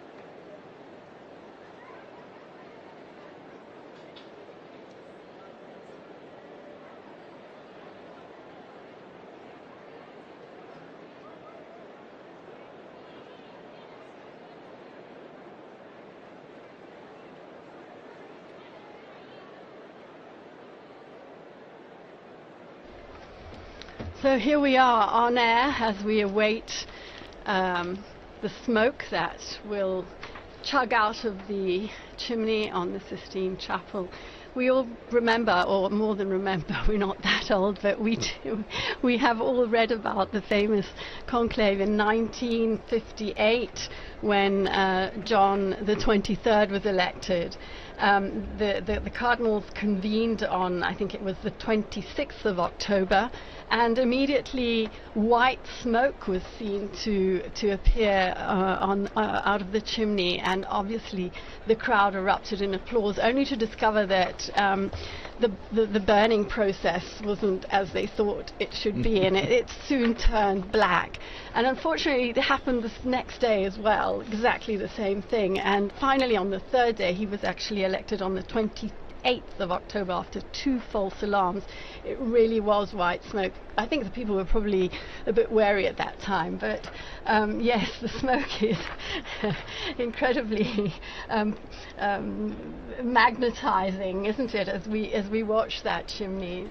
I certainly have very strong memories of a former colleague here at Vatican Radio doing some coverage for the election. I believe it was for John Paul II, and I remember him talking about the dirty grey smoke, a Scotsman talking about the dirty grey smoke, and he wasn't quite sure whether it was white or whether it was black. And quite often at the beginning, I mean, I do remember the previous 2 that I have covered, I remember that it is a little bit difficult at the beginning to see. It starts off quite slowly and then it seems to kind of gain momentum, and I think there's been some work on the kind of chemical processes, hasn't there? Maybe somebody else knows a bit more about They did begin to use the chemicals for both the white and the black. Absolutely, yeah. But you're right about the evocative power of the smoke. This has become sort of a symbol, and now the webcam, people will put webcams on at home, and I saw that we have some real enthusiasts, because 12 hours before I saw there was a chimney webcam before they'd even gone into conclave with 11,000 visitors, 11,000 watching currently. So people are really transfixed by this. But it was a good addition, I think it was 2013 when Benedict, because of the confusion about this, that when there's white smoke, the bells of St. Peter's will peal out as well. Right. So that will be a confirmatory. And it's also an issue in winter conclaves, right? Because it's night, and it's very difficult to see the color of the smoke at night. And so those bells were a good addition. Although I remember it took quite a while for the bells to actually start pealing, so the people were cheering wildly in the square, and it was only quite a significant time after that that the bells actually confirmed that. In fact, I remember that conclave as well. I think we all remember that very clearly. And yes, that's exactly right, because even with the addition of the chemicals, the smoke wasn't clear. You talked about it, Philippa. When the smoke first comes out, first you've got people asking, well, is smoke coming out? Is that a cloud? Is that really what it is? And then it becomes a little bit more definitely smoke coming out of the chimney. And then you say, well, it looks kind of gray, it looks kind of white. And they had told us here in the studio that they were going to ring the bells as soon as the smoke came out. And I think for the first election in decades, we had smoke that was pretty clearly white, but then the bells didn't ring the way they were supposed to for a long while. And this happens, right? I mean, you remember when Benedict was elected and Cardinal Medina came out, and as soon as he said Habemus Papam, the band started playing. And he had to wait for about 15-20 seconds, and it was very awkward. But so we saw the beautiful, magnificent liturgical choreography today, that this is still an event that's run by human beings, and sometimes that these things can happen, and they lend a lot of great color to the history. Well, we're on the subject of the smoke coming out of the chimney. The other lasting memory I have of these conclaves, and watching the screen again today, is the seagulls. The seagulls who seem to be magnetically drawn to that chimney, possibly because of the warmth that comes out of it. But I do remember during the 2013 conclave sitting in studio just as we are today, discussing ecumenical interfaith legacies of Pope Benedict, looking at the characteristics of the new man, what would be required. And I remember the producer at that time saying to me, talk about the seagull. You know, the seagull has its own hashtag. The seagull is trending on Twitter, and it's just quite fascinating how people take different aspects of these, as you say, very traditional, very historical events, and yet give them a particularly modern twist. I find that fascinating. I heard the other day that, in fact, inside the Sistine Chapel there are 2 ovens. And that's because in the one oven they burn the ballots, in the other oven, they actually put the chemicals you were talking about, Professor Prudlow, which are the ones that will produce the right colored smoke. We hope. We hope. Yeah. There was one when they were still trying to. They were testing it. When were they? Do you remember when they were testing the chemicals in 2005 before the conclave? And they just the air, it just turned black. I mean, the entire sky above the Vatican was just black with smoke because they'd put in way too much of the chemical at that time. But I think it's interesting again how we've seen a lot of pictures recently, as you say, these two ovens in the Sistine Chapel before, you know, this veil of secrecy that on the one hand was so fascinating to people outside the confines of the Vatican, but on the other hand people are equally fascinated now they can see the process. We saw the workmen going in with the scaffolding and putting up the chimney and putting the ovens into place, and I think that's been very... Yeah, there's a beautiful video on Vatican News that shows the Room of Tears, which is the room where the Pope will receive his vestments and cry. And have some time for prayer and crying at his new responsibilities. Before he, after he has accepted the what would we call it, the proclamation, because the cardinals ask the Pope whether he accepts or not, and so... And he can say no. He can say no, right. Anyway, please go and look at our video, because it shows that Room of Tears. It shows the 3 different sized vestments that have been made to fit whoever is elected. It shows... Well, after it was a little tight on Pope John the 23rd, they knew they had to have a range of sizes for the But interestingly, Pope. Linda, you were telling me that the traditional papal tailors that has been producing these vestments for so many decades, apparently there's been a change. Yes, there has been a change. So we all knew Gamarelli. I think we all bought socks at Gamarelli, the cardinal socks. This year it's Mancinelli, who apparently makes a bit of a more, a lighter textile, better for transpiration, more comfortable. So yes. In fact, we talked about all of the people inside the Vatican who help with the conclave. One of the people that's there is a tailor on hand. They have a small, medium, and large cassock, but they have someone right there so that when he puts it on, they can make adjustments so it's not overflowing, it's not too tight. They've got some room to breathe, so to speak. In the legend about John the 23rd, who was a portly Italian, famously from peasant stock, as they say, in Italy, and the story was that when he put on the extra large white cassock, it still wasn't big enough, and they had to open up the back of it and kind of tie it together like a hospital gown, obviously with his regular clothes underneath. But you know, there's some of the stories that we hear from the I noticed that hanging in the Room of Tears is the little red cape, which Pope Francis did not wear. He chose not to wear. He chose not to wear. Yeah, why did he choose not to wear that red cape? It was a gesture of he meant it as a gesture of humility, in the sense that he wanted to be seen as Francis, as Bishop of Rome, in a simplicity. But I don't think that there should be any judgment if the new Pope chooses to wear it. I mean, it's the proper garment for that moment. There's nothing hieratic. It's just a particular garment for the papacy.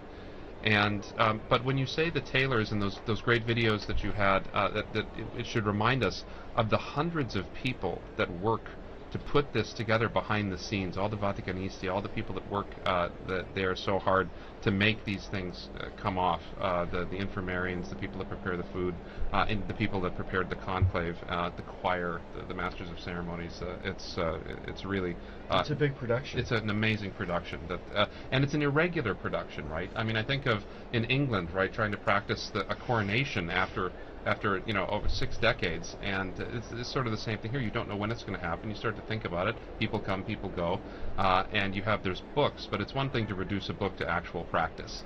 And now that we have videos and things like that, it's so good to record those things and to help people to remember how difficult it is. And we weren't working in those days back in the 1970s, but I wonder what it must have been like to have had 2 of them in very, very close succession within, what was it, 33 days? 33 days was the length of the papacy, and so then John Paul the period after that when they elected the John Paul II. So barely the entire Vatican staff barely had time to get to relax and to recover from one, and then they're doing it all over again. It must have been an extraordinary moment for them. It was very interesting. I come from a very small diocese in the United States, Sioux Falls, South Dakota, which very few people perhaps have ever heard of. But one of our claims to fame, my former bishop was one of the very, very few bishops appointed by Pope John Paul I.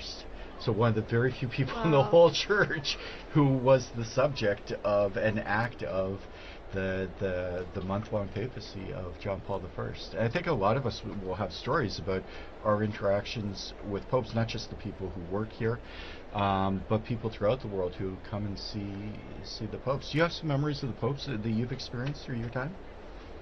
Well, Pope Francis memorably invited all the Vatican staff. As far as I know, it was the first time for something like this, but he invited all of us to join him for the masses that he instigated in the Santa Marta Chapel, where he chose to live rather than in the Apostolic Palace. And he began the tradition of giving a sermon every morning in the Santa Marta Chapel, and we were all invited to go along. So I think it was maybe a month or two after his inauguration, the inauguration of his papacy, that I was able to go along, and that to me was an extraordinary moment. The previous time that I'd seen him was just after I think it was 3 or 4 days after the papacy, the inauguration, or the election rather, when he was with all the journalists in the Paul VI Hall. You were there too, weren't you? And he announced why he had chosen the name Francis. He wanted to be to honour the name of Francis as a man of peace, a man of poverty, and a man of protection of creation. And these were, of course, 3 themes that he would develop so strongly throughout his pontificate, and that was again an extraordinary moment. It was extraordinary also that he called the journalists to thank them for the work they had done during such an intense period. We didn't realize how moving that gratitude would be. I can't but help think of his very last public audience, was to thank the medics, the doctors and the staff at the hospital who had taken care of him.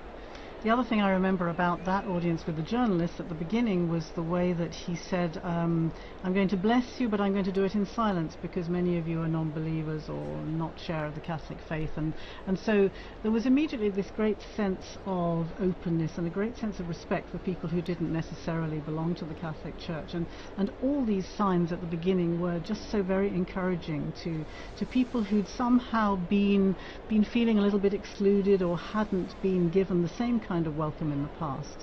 So these were very strong memories for me, and the Santa Marta was my opportunity to mention to him my interest in ecumenism and how I was at that time the warden of All Saints Church, Anglican Church here in Rome. And another important memory for me in that sense was that in 2016 I was able to welcome him because he became the first Pope to visit the Anglican Church in his own diocese of Rome. Of course, popes had visited Anglican churches before, notably John Paul II in 1982 became the first Pope to travel to England since the Reformation, and going into Canterbury Cathedral. Of course, there have been many papal visits to Anglican churches, but for the Pope to come to the Anglican Church in his own diocese was an extraordinary moment, and it was marking the 200th anniversary of our community here in Rome, and he came and gave had a great conversation with people. It was a beautiful liturgy, and it was on that occasion, if I'm not mistaken, he announced he intended to visit South Sudan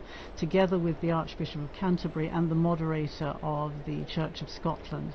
That hadn't been. There was a bit of an uproar because it hadn't been officially announced by the Vatican, but he announced he intended to go anyway, which was typical of the Francis style, wasn't it? Absolutely. Do you have any memories? Well, yes. It's funny that all 4 of us were at that journalist audience. That was an enjoyable. But he joked that day too. Remember when he joked about his papal name, about how whether I may have gone with Adrian the VII, as the great reformer, but he didn't live very long. So, and then he said, well, I could have taken Clement, the Pope that suppressed the Jesuits, and so that got everybody loosened up, and I thought that was a really charming way. But I do also remember a moment with Pope Benedict, it was a strange one.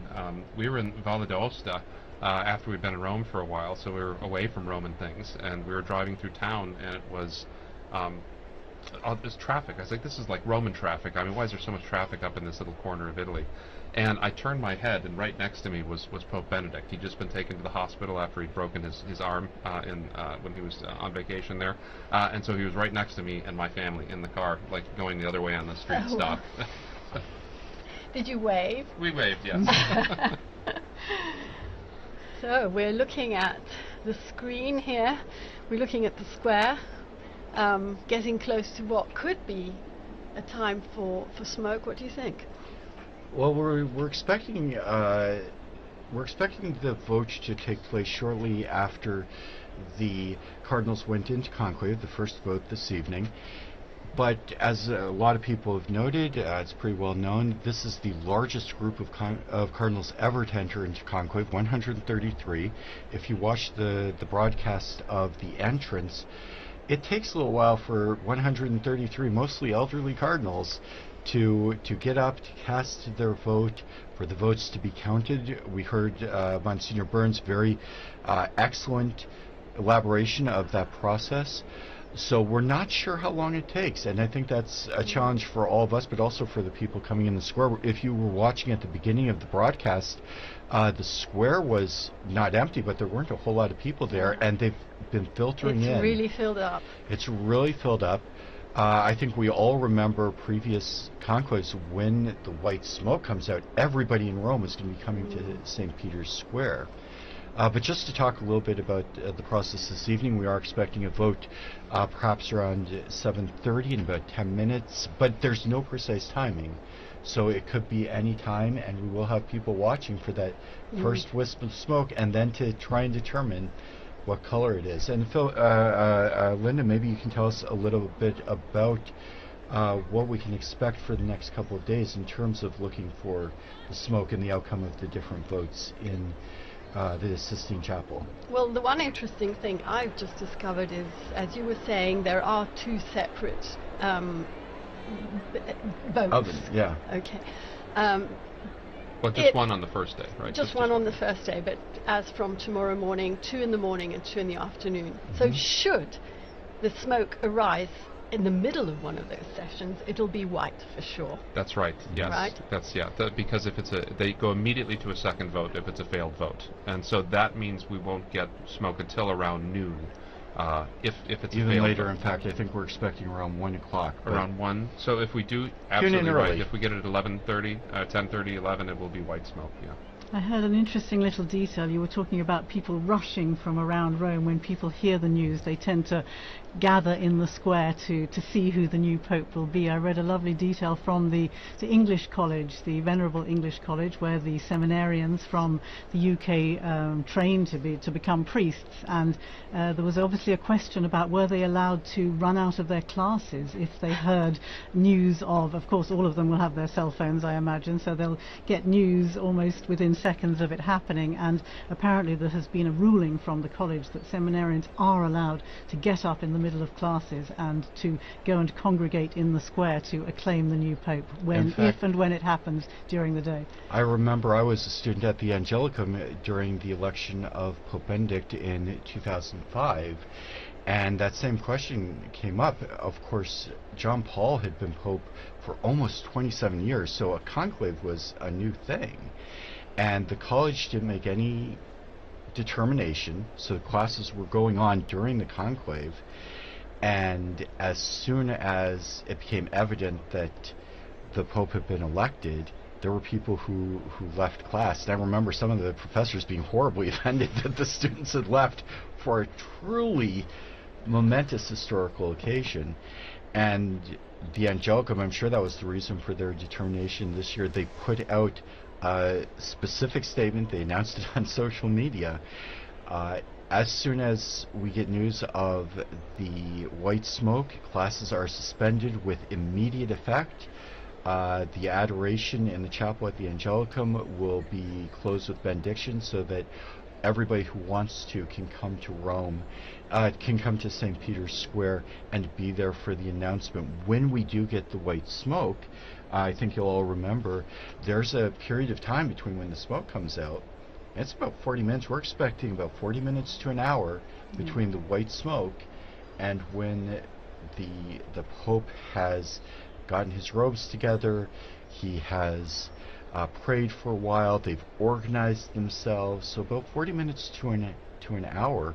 In the last conclave, which of course was absolutely historic because we still had Pope Benedict alive, that was delayed even further because Pope Francis wanted the first one to hear the news to be Pope Emeritus, as he eventually decided on the title, the Pope Emeritus, to be the first to receive the news. So they had to call him. And the story is that he was glued to the TV set watching the chimney as we all are now, and they were ignoring the phone. And finally, someone picked up and said, "It's the Cardinals. They want you to be the first to know." So there's a little delay. We were talking earlier. There are 2 votes in the morning, 2 in the afternoon, and the expectation is there's a possibility of maybe as early as 10:30 or 11, but certainly a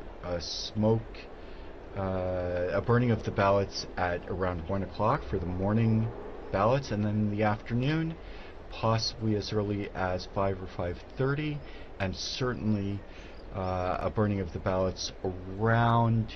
Tomorrow we're looking at perhaps as early as 7:30 for the second one. So if you go to our Vatican News website, you can see kind of a program that will give you an idea of when you can tune in and get the latest news from the Meanwhile, conclave. I'm seeing there 30,000 people in the square at the moment.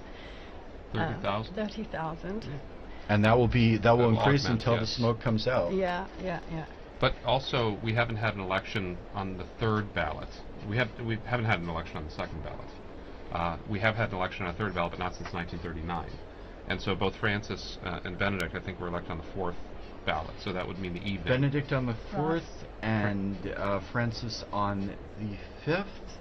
Although there was a little confusion, which came out subsequently, and as we heard from the oath, the popes can allow people to speak about some aspects of the conclave. That's entirely up to the new pope's discretion.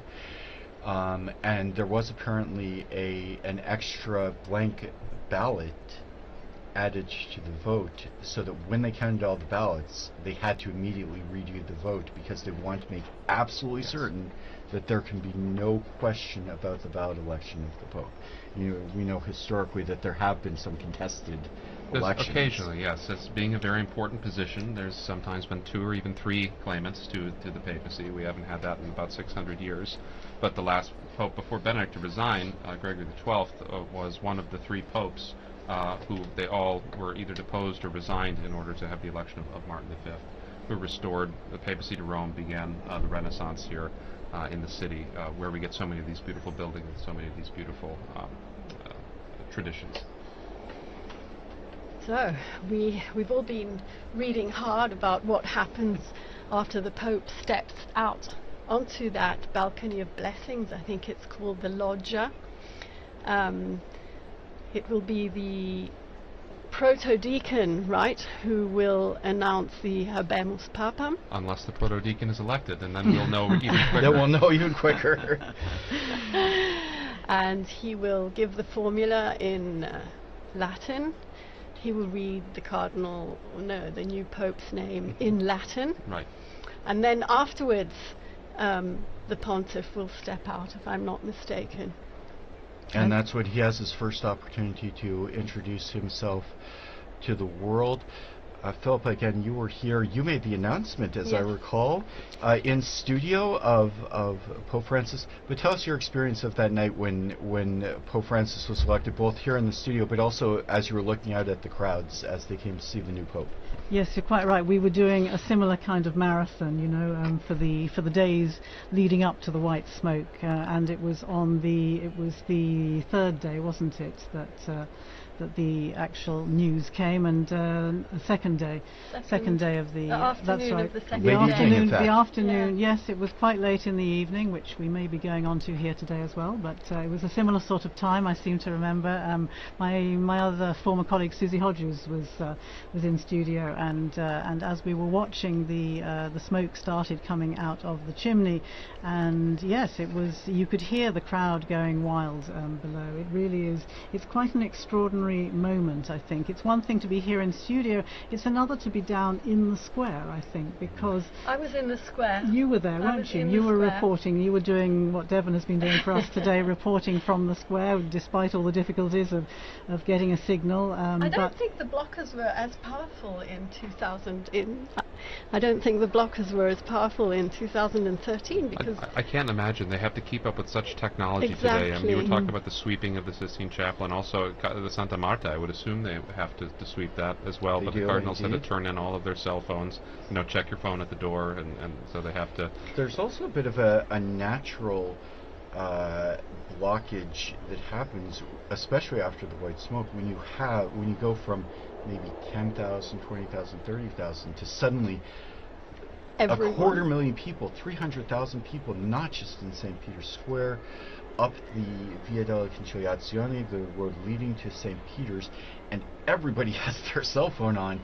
And with great respect for the Italian telecommunications company, that's a big burden for any system. And so when you are trying to get out there and you're trying to send a video of you with the selfie with the new Pope, you might have trouble getting a hold of your friends and family back in England, back in the United States. That was most noticeable even during the recent funeral for Pope Francis, when you have those numbers. Again, I think the figures were 400,000 officially, weren't they, between those gathered in the square and those who were along Via della Conciliazione and down on the route towards St. Mary Major for the burial when Francis was laid in his final resting place. And again, the difficulty of getting any kind of signal to be able to send messages even was quite challenging. So yes, it is a problem, and people are gathering, and of course everybody now has a phone on them, and everybody. That was another thing I remember, because it was getting dark during the I remember waiting for Pope Francis. When the smoke came out, it was dusk, but it was still light out, and by the time they got to the actual pronouncement, the night sky was completely black. And there was a flashing of all those millions, or at least hundreds, tens of thousands of cell phones as people tried to take the first pictures of the new Pope. And that is something which, of course, is quite different from in past times when people would acclaim by applauding and cheering. But applauding and cheering has a lot to say for itself, because I remember being in that square and Bergoglio stepping out. And to be honest, I didn't recognize him. I didn't know who he was. But close to me was a group of Argentinians, pilgrims. And immediately I realized he must be Argentinian, because they went wild. And so I think I was online, I don't remember. I think I said, I think he's an Argentinian. And then, of course, everybody is looking for the biographies and trying to and the internet risks crashing as well, because everybody is trying to download that biography. Interestingly, I've noticed that the Vatican this time has come up with an extremely helpful dashboard, which again is unprecedented. As far as I remember, we had to do a lot of the research ourselves, but we now have a Vatican dashboard which gives you all the details that you ever wanted to know, or the basic information about the cardinals, all the cardinal electors, who they are, where they come from, how old they are, who created them cardinals, what their main features, if you like, of their ministry has been so far, which is incredibly helpful for all of us trying to cover these things. That's progress. It is two-faced, in the sense that on the one hand, yes, we do have a lot of information much more readily at our fingertips. On the other hand, we are expected to be active on so many more platforms and to be there. And so it's been a really steep learning curve for us as well. You know, we're going to have to be there when the smoke is white. We're going to take a screenshot. We're going to do a video. We're going to have a name out there. It's very challenging for journalists this time and age. And Linda, I'd like to go back to something you said about the applause, where applause is very significant. As you mentioned, Don, in the past, sometimes it was by acclaim. It was the voice of the people of the city of Rome. But even today, in various liturgies, we hear the people have an opportunity to signify their acceptance. And it's not a legalistic form, but there is a place for the people to express their approval of a choice of a priest, of a bishop, and less formally here for the Pope. Well, Saint Cyprian, when he was defending the papacy of Cornelius, this was in 250 A.D., he said that the clergy of Rome consented to him. He was ordained by all the bishops and by the acclamation of the people. And so this is actually, it is kind of liturgical, the reception of the Pope coming out on the loggia, and then the people acceding to that election in the square. It's a very important moment. Now, sometimes the people historically have not always been so peaceable. They've made their desires known.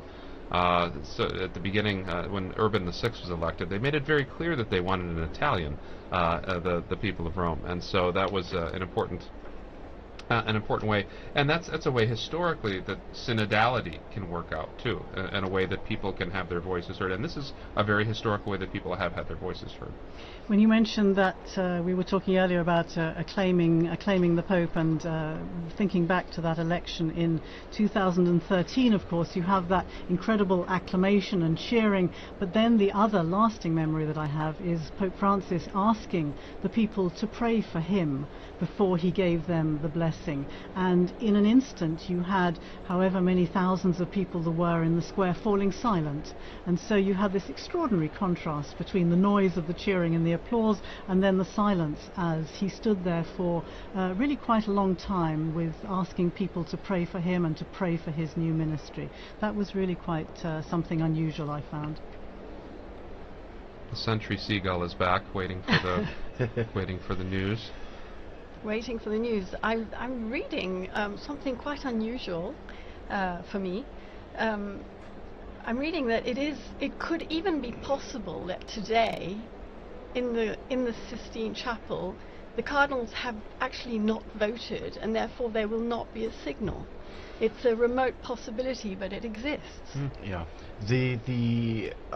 All the procedures that govern everything from the moment we learn of the death of the Holy Father, or the moment of his resignation, through the ceremonies to say farewell to the previous Pope, through the period of mourning, the organization of the conclave, how the College of Cardinals organizes the events, to the entry into the conclave, and all of the details of the voting are laid out very, very precisely in a document which we've heard many times, Universi Dominici Gregis, the name of the document that covers all of this. And what that document foresees is that normally the Cardinals would proceed immediately to a vote this evening. However, that's not an absolute, and there is admittedly a pretty remote possibility that they don't proceed immediately to a vote. There's also what would be a very strange possibility, but we've talked about this earlier, not unheard of. If the Cardinals should choose someone who is not in the Sistine Chapel, they might take a vote, but the vote is not formalized and elect a Pope, but the Pope is not elected until he accepts. So you wouldn't burn the ballots, you wouldn't see the white smoke, and meanwhile the cardinal electors would have to call outside the cardinal, probably make a phone call, and ask their choice to become Pope. And in that case, we would not see the smoke, and then people would really start talking. Yes, that would be a journalistic crisis for sure at that. And of course, when was the last Pope who was not in the conclave to be elected? It was Urban VI. It was that election right before the Great Western Schism. He was the Archbishop of Bari, and so they elected someone outside of the conclave, and so they had to send him notice of that. And it took a long while, and the people of Rome were relatively restless until they found out that, don't worry, we have elected an Italian. And they all went home and had a party. So. Meanwhile, as we've been chatting away here, the Cardinals are still gathered in one of the probably most magnificent chapels in the whole world. Full of symbology as well. We all know the final judgment on the wall of the apse. We all know the creation on the ceiling. But there are a lot of other paintings in there as well, including some Raphaels and a very symbolic Perugino, which shows Christ handing the keys to St. Peter. Delving into the bottomless archive of Vatican Radio, I found another program by Veronica Scaresbrick. It's a short one. She speaks to a professor of fine arts, Brina Ennis, who tells us about that particular fresco, which is part of the cycle of Christ on the right-hand wall as you enter the Sistine Chapel.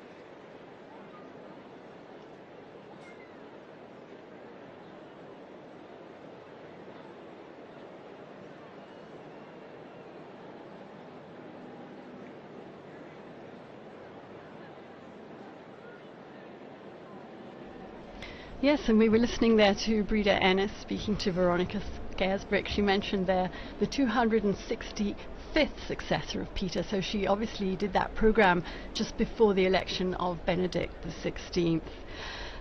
One element we haven't mentioned today, probably the most important, is the guidance of the Holy Spirit in this process. This morning the Cardinals gathered in a very important Mass, the Mass for the election of the new pontiff. The Mass was presided over by Cardinal Giovanni Battista Re. He's the Dean of the College of Cardinals.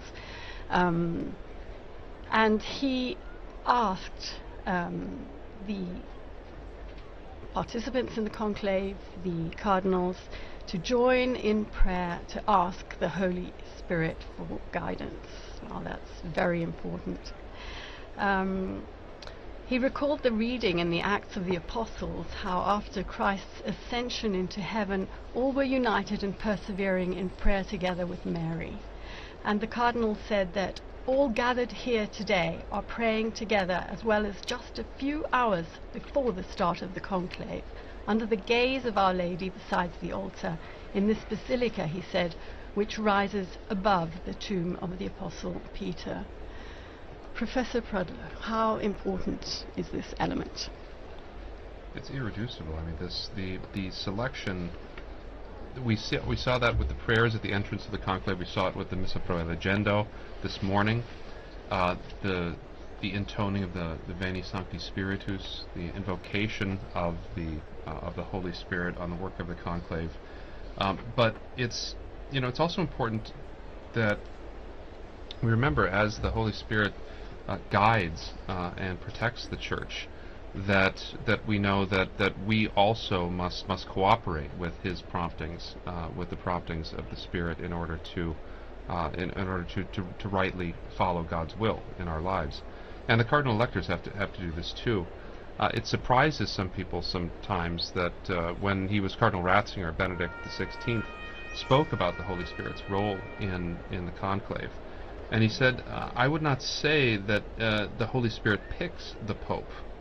I would say that the Spirit does not exactly take control of the affair, but rather, like a good educator, as it were, leaves us much space and much freedom without entirely abandoning us. And so the Missa Pro Elegendo this morning, the ceremonies at the beginning were meant to help the cardinals to be open to the Spirit in that way, and to put aside other agendas, other political ideologies, and be open to the promptings of grace. And so that's because, and I think that was something very wise of Benedict to say, because in the past, I mean, there's not always been good popes. I mean, in the history of the Church, there have been quite bad popes, and yet the Church endures, and that's the astonishing thing from an historical perspective. And so today we hope, we pray that we are open to the promptings of the Holy Spirit in the conclave and for the cardinal electors. I think it's particularly interesting that Mass is not just for the cardinals, but of course it's a Mass in St. Peter's Basilica, open to the public and to a lot of other people who want to come along and want to be part of that moment at the beginning. As you say, it's marking the beginning of the conclave, and to be actually part of that and to be able to pray together with the cardinal electors for the new Pope is an incredibly moving moment. And again, I noticed this morning there were a number of the ecumenical representatives here in Rome. We have a new Anglican bishop, Bishop Anthony, who is the new head of the Anglican Centre. We have the head of the Methodist Ecumenical Office, the Reformed churches, and they were there together with representatives from the Council, the Dicastery for Christian Unity, again praying together and gathered together with the cardinal electors, praying for a successful outcome to this conclave under the guidance, as you say, of the Holy Spirit. And that homily by Cardinal Re brings us back to the whole concept of unity as well, because he also reminded those present about the duty to maintain the unity of the Church on the path traced out by Christ. And he explained that unity is marked by profound communion in diversity, provided that full fidelity to the gospel is maintained. unity in a fractured world is even more poignant. We're living in a time in which the world is so divided. Just last night we learnt of yet another conflict, and I'm referring to the clashes that erupted between India and Pakistan, as every day we remember Gaza, we remember Ukraine, we remember Myanmar, we remember South Sudan, we remember Sudan. Unfortunately, the list is very, very long. So we really do need a moral compass back in this world. I thought it was interesting during the lead up to this conclave to see the Cardinals actually issuing a statement just ahead of their gathering here in the Sistine Chapel, issuing a statement calling for peace, calling for an end to conflicts, mentioning particularly Ukraine and Gaza, but as you say, by implication, the many other conflicts that are going on around the world. Of course, peace and an end to conflict was such a key theme for Pope Francis, and I thought it was particularly significant that the Cardinals felt it necessary to show that they were absolutely following in this direction, and therefore that these, if you like, considerations that go way beyond those of the Catholic Church and of the Christian world, but the need for dialogue, the need for mediation, the need for peacemakers in our world is particularly on their minds at the moment. And it'll be interesting to see. Of course, we know that there have been that there are cardinals representing countries. I think it's more than 70 countries across the world. Is that right? 70, around 70 countries, yes, more than 70. And therefore, obviously, these political considerations are of extreme importance, alongside all the other church business, of course, that they will have been discussing. And that communique that you mentioned, Philippa, was issued yesterday. We, the Cardinals of the Holy Roman Church, meeting in general congregation before the beginning of the conclave. That's the meetings that they hold in anticipation of the election. We, the Cardinals, noting with regret that there's been no progress in advancing the peace process in Ukraine, in the Middle East, and in so many other parts of the world. And on the contrary, attacks have intensified, especially against civilian populations. We Cardinals make a heartfelt appeal to all parties involved to reach a permanent ceasefire as soon as possible and to negotiate without preconditions, without further delay, the peace long desired by the peoples involved and by the entire world. And that's been a constant, that was certainly a constant theme in Pope Francis' pontificate. Linda, just a moment ago when you were talking about all of those trouble spots throughout the world, all those places of conflict, it sounded just like our former Holy Father, where at his audience he'd constantly go through a litany almost of places that needed our prayers, where we needed peace. And the Cardinals conclude their appeal: we invite all the faithful to intensify their supplication to the Lord for a just and lasting peace. Linda, I know you follow closely the Pope's appeals for peace over the years, not just Pope Francis, but also before that. Yes, as you were speaking, my mind immediately went to an interview that our colleague in the Africa English section did immediately after the death of Pope Francis. He interviewed the Bishop of Juba in South Sudan, who said, "We have lost the only advocate we have on this world scenario. We have lost the only voice who brings our suffering to the international community whenever he can." You know, it's a huge, huge void. Who is going to speak for us? One of the historical titles is Pontifex Maximus, right? The Pope is meant to be the chief bridge builder, and the papacy has a unique spot on the world stage to be able to do that with its diplomatic corps, with its experience in this area. And I think back, Francis stands in a long line of popes who have been dedicated single-mindedly to peace. I think Benedict, one of the reasons Benedict chose that the name was Benedict XV, the great Pope of Peace in World War I. And I think of all of the appeals that Pius XII made during the devastation of World War II. And so the papacy is a beacon and needs to continue to be a beacon for these peacemaking movements in the world. Coming back to South Sudan again, yes, popes have traditionally been peacemakers, people appealing for peace, but I think one of Francis's great strengths, of course, was his gestures, his ability to speak through gestures. And thinking of South Sudan, another thing that really comes to mind was the time that he met with the South Sudanese leaders, the president and the vice president, who were at loggerheads with each other. The conflict had been dragging on. He invited them to the Vatican for that session with the Archbishop of Canterbury and the moderator of the Church of Scotland. And I'm sure you've all seen the pictures where he gets down on his knees with great difficulty, and he gets down on his knees to kiss the shoes of these leaders in an extraordinary symbolic gesture of humility, to say to these leaders, these military leaders, stop the fighting. You've been elected to serve your people. And these are the gestures that I think sadly hasn't seemed to have been able to put an end to the war in that country, but very, very poignant and powerful gestures which will remain with us. And let's remember all the times the popes have gone to the United Nations. We'll never forget Jamais plus la guerre, Pope Paul VI, and then Pope John Paul II, and Pope Francis. They have all been to that incredible forum of nations, that family of nations, to say, stop fighting, listen to the voice of the people. And as Pope Francis very famously wrote in his encyclical Laudato Si, heed the cry of the earth, heed the cry of the poor. It's an incredibly important role. And I think you mentioned Pope Paul's very heartfelt. You could see it on his face when he cried out, "Never again war, never again war." And I think every subsequent pope that's visited the United Nations has quoted him there. I'm not absolutely certain of that, but Don, you mentioned the unique place of the Catholic Church. The Church is present in just about every country in the world, so they have a stake in a lot of these conflicts. Some places the Church is very small. Mongolia has a community of a few thousand people. 1,500 Catholics. With the Cardinal, though. Right? But with the Cardinal, who we saw today. Is Cardinal present throughout the world. It does have the diplomatic corps, and I know you've done some studies to the diplomatic corps. It's not just the Pope's gestures, which are very, very important. You mentioned the beautiful gesture of the Pope kneeling at the feet of the leaders, but there's also so much work that goes on in the background, which is animated and inspired by the Pope.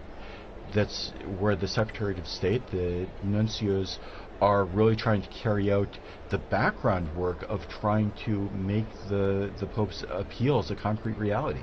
One of the surprising things, people come to Rome, they find out it's a city with two sets of embassies, that there's embassies to the Republic of Italy and there's embassies to the Holy See.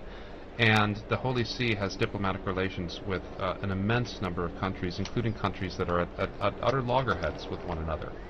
And so that in situations of war, in situations of conflict, nations can come to the Vatican and use the diplomatic service in order to exchange messages of peace, in order to exchange messages offering ceasefire. And so it's very important to remember the work of nuncios, of the special envoys. When the Pope sent Cardinal Zuppi to Ukraine as a special envoy for peace, that this is something the Catholic Church is very good at and can be a force for helping to establish lasting peace in these troubled areas. As you said, Don, that's something that the Church can do, where you can speak with both parties as, if not exactly a neutral party, but at least something that's a little taking a step back, where you can't talk to one another, but you can talk to someone else. We saw that with the Second World War and some of the tremendous work of the Department of State. We also have seen with the Secretary of State, one of the big issues is the plight of displaced persons, and that was a big work of Vatican Radio in its early history.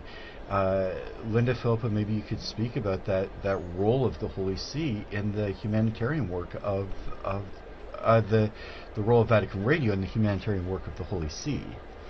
Well, I think you're probably referring to the Second World War, right? Especially, yes. When the radio started a service announcing the names of prisoners of war, in order that people could tune in and hear whether their husbands, their fathers, their brothers were in these prisoner of war camps following the Second World War. And that was, as I say, way back after the Second World War. But of course, if you're talking about the plight of displaced people, then much more recently during this past decade, of course, we think of how significant an issue, I would say a top priority, this was for Pope Francis. Hard to forget that the first place he chose to visit after his election was the tiny island of Lampedusa down to the south of Italy here.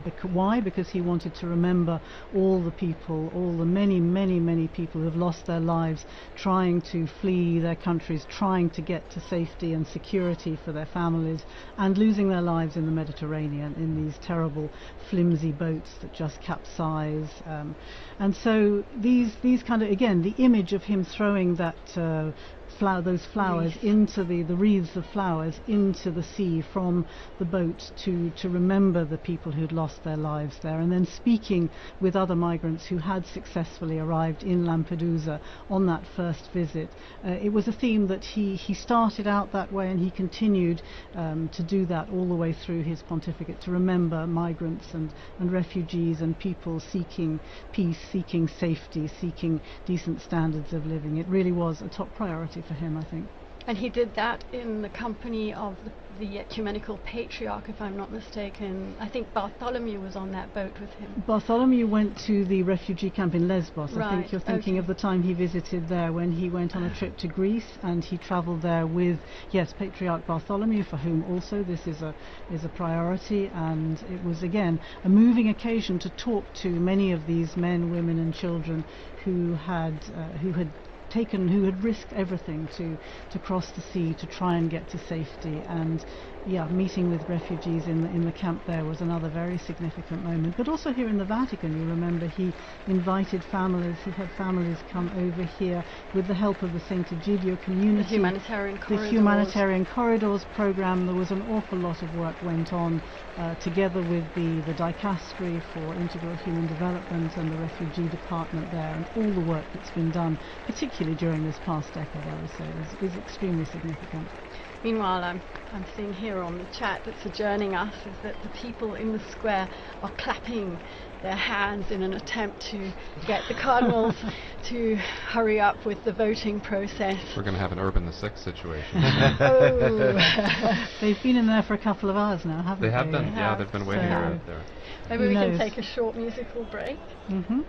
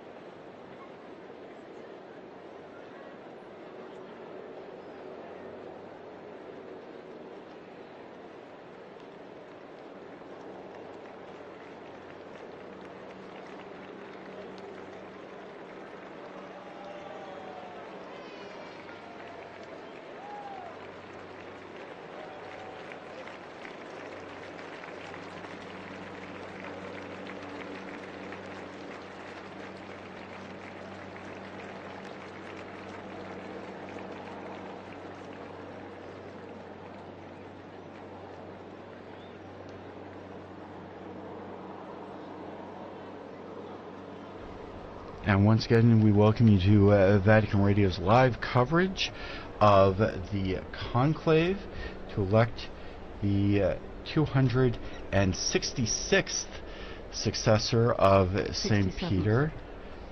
267th Pope, 266th successor, I think is last count. But that's actually an interesting point, because the official list of popes has changed numerous times over the years, and in fact there was a change in the 20th century with different popes who had traditionally been counted as popes suddenly struck from the list, and perhaps some other clarifications from historical scholars. Well, so you have things like Benedict IX, who was pope 3 different times, and then John the 20th that didn't quite make the list eventually, and so they had to skip one.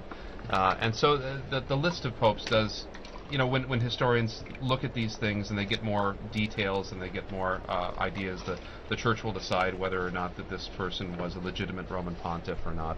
Because this is an important question. This is a Catholic fact. We have to know who is the Pope. We have to know, because Christ promised this to his Church. And so it's critical that we know who and what are. But so sometimes in the dim recesses of history where we have too few records, it's difficult to say for sure. I'm not a historian myself, but of course the medallions in the great Basilica of St. Mary Major that contain the images. Now that's of all St. Paul's Basilica outside the wall. St. Paul's outside the walls, yes, you're right. Yeah. But presumably the number up on the wall there is what we consider to be the official tally, is that right? Not quite, in fact, because at least a few anti-popes are up on medallions, including my personal favorite, at one time considered a pope, now considered an anti-pope, Pope Christopher, the one and only. He's one of them that they struck from the list due to the rather odd circumstances, untoward circumstances regarding an election of his accession. Meanwhile, if you are just joining us, we are entering the third hour of our coverage of the Conclave. We are anxiously awaiting smoke to appear from the chimney in above the Sistine Chapel. That's still not happening. As we heard just a while ago, the crowds that have now gathered in St. Peter's Square are getting a little enthusiastic in their expectation of the Pope. As we do enter our third hour, I would like once again to thank our television and radio partners, including EWTN TV, Catholic Faith Network in America, Shalom World Television Network USA, Atma Darshan TV, Catholic TV, Mada TV India, and Uganda Catholic Television, UCTV, as well as radio partners Luminous Radio and Radio Katipunan in the Philippines. I'm here with Linda Bordoni, our very learned guests, Philippa Hitchin and Don Prudlow. And perhaps we could talk a little bit about what we can expect. Some of us have been listening to our broadcast now for a couple of hours and maybe wondering what's happening and what's going on right at the moment. Well, I think they're getting ready to burn the ballots. Meantime, another thing we've all been chatting about in the run-up is what name will the new pontiff choose? Because it's a long-standing tradition that the baptismal name is changed, but it hasn't always been so, if I'm not mistaken. But we do know that the first act of the new Pope, immediately after accepting his canonical election as the Supreme Pontiff and before fulfilling other obligations, is the choice of his name. And this name is announced famously on the loggia by the Cardinal Protodeacon after the famous formula Habemus Papam, followed by the Pope's baptismal name in Latin. So Francis was the first Francis. I remember we were going, we're going to call him Francis the First, and we were told, no, it's just Francis, he is the first. But it's an old custom that apparently emerged as early as the first millennium of Christianity, and I'm reading here, Professor, because it's 1,500 years old, so it is a pretty well-established custom. And can you tell us anything about the popularity of certain names, why they became so much more popular than others, why Francis perhaps was never chosen until this last pontificate? Well, there have been a series of quite traditional names. I mean, there's a good list with 266 popes to choose from. There's good, and it ties people back into continuity with the past. Benedict, naming himself after Saint Benedict, and after Pope Benedict XV, the Pope of Peace. I tend to think Pope Benedict XIV, the great scholar pope as well, that he tied himself to. But and then you had the innovation of John Paul, right, having the two papal names. And he will be, if there ever is another Francis, he will have to be Francis I. I mean, he doesn't have any choice. He will be Francis I. He will have to be Francis. If there's a Francis II, there's going to have to. Yeah, he'd have to be retroactively promoted to Francis I. But this is a great moment, because it's the first time that we can get an insight into the mind of the new pope when they have this name. So, for instance, if, as a lot of people think, the new pope may choose the name Leo, we know that that's probably in line with Leo's great work with social justice, with Catholic social teaching, but also, hopefully, Leo's great work with Catholic academics as well. But how many Leos have there been? Well, he would be Leo the 14th.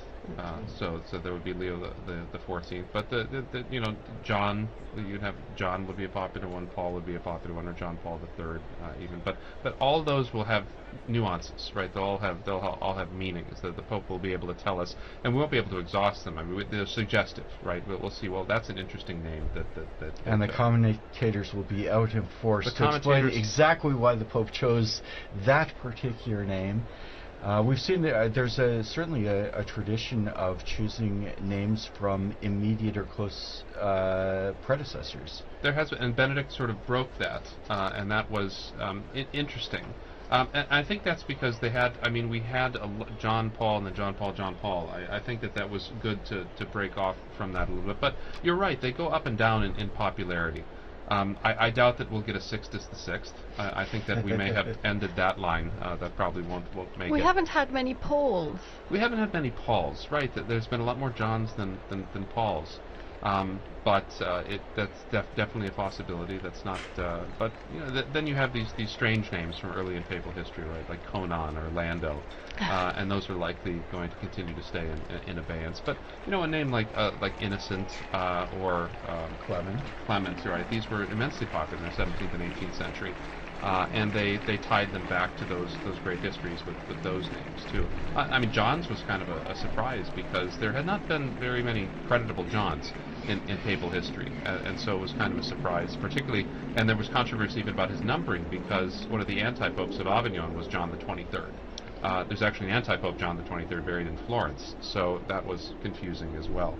But he wanted to make his personal statement with that. And as you say, some names gain popularity because of wildly popular popes, but some names fall off when you've had a pope who really did have, as you said, a discreditable reputation, and suddenly we see a lot fewer. One of perhaps the most famous bad popes, Alexander VI, and we did have a successor, but afterwards the name just kind of fell into disuse for now since several hundred years. Right, that's right. But this, I mean, there was very good Alexanders in history as well, some not so good Alexanders. But and popes don't always choose a name based on Christian principles. So Pius II, he was Aeneas Silvius Piccolomini, and he was so enamored of the Aeneid that he wanted to be Pius Aeneas. So he was Pius II, not because of any devotion to St. Pius. Julius because of the devotion to Virgil. To Virgil. Well, it's much like Dante, right? Our beloved Dante. And Julius II wanted to be named after Julius Caesar, I think. So that worked. But there were both Piuses after Pius II and Juliuses after Julius II. So having had so many Italian popes, of course, throughout history, all selecting from perhaps what you're talking about, some of the traditional names, I'm wondering what a difference it might make having cardinals from these 70 different countries, and if perhaps we should have a pope from Africa or Asia or again Latin America, wondering what difference that might make in the selection of a name. That would be interesting, because we have had Greek popes and Syriac popes and African popes. The great Pope Gelasius was North African. and Pope Zephyrinus was Syrian. There was a period in the 8th century where we had almost all Greek and Syrian popes. And so looking back to that history would be instructive as well. I mean, to the persecuted Christians of the Middle East or of North Africa, it could point to that and still be rooted in the Church's history as well.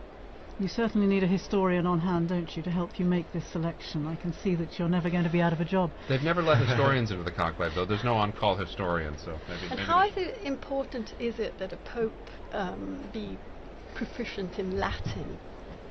Well, I think it's critical as the patriarch of the West and as the head of the Latin Rite of the Catholic Church. I mean, it's pretty critical. And you saw, I mean, when you have these big international events, you notice that the entire thing was conducted in Latin for these cardinals, and it helps in a certain sense to decenter any particular ethnicity or linguistic group that provides something of that common unity that when the liturgy used to be in one language, that did provide that commonality throughout the world, but still today provides it at these really critical moments, so that when all Christians come together in Rome to celebrate Mass with the Pope, that they can sing the Pater Noster as one in one language, and so I think that's a wonderful thing. So it's pretty critical that he knows. The new Pope will have to know Italian too, since Italian has become the lingua franca of the Holy See. It was very interesting during the broadcast prior to this when we watched the Cardinals going into conclave, and there was a long moment where each of the Cardinals swore to uphold the oath. The full oath was read by Cardinal Parolin, and then each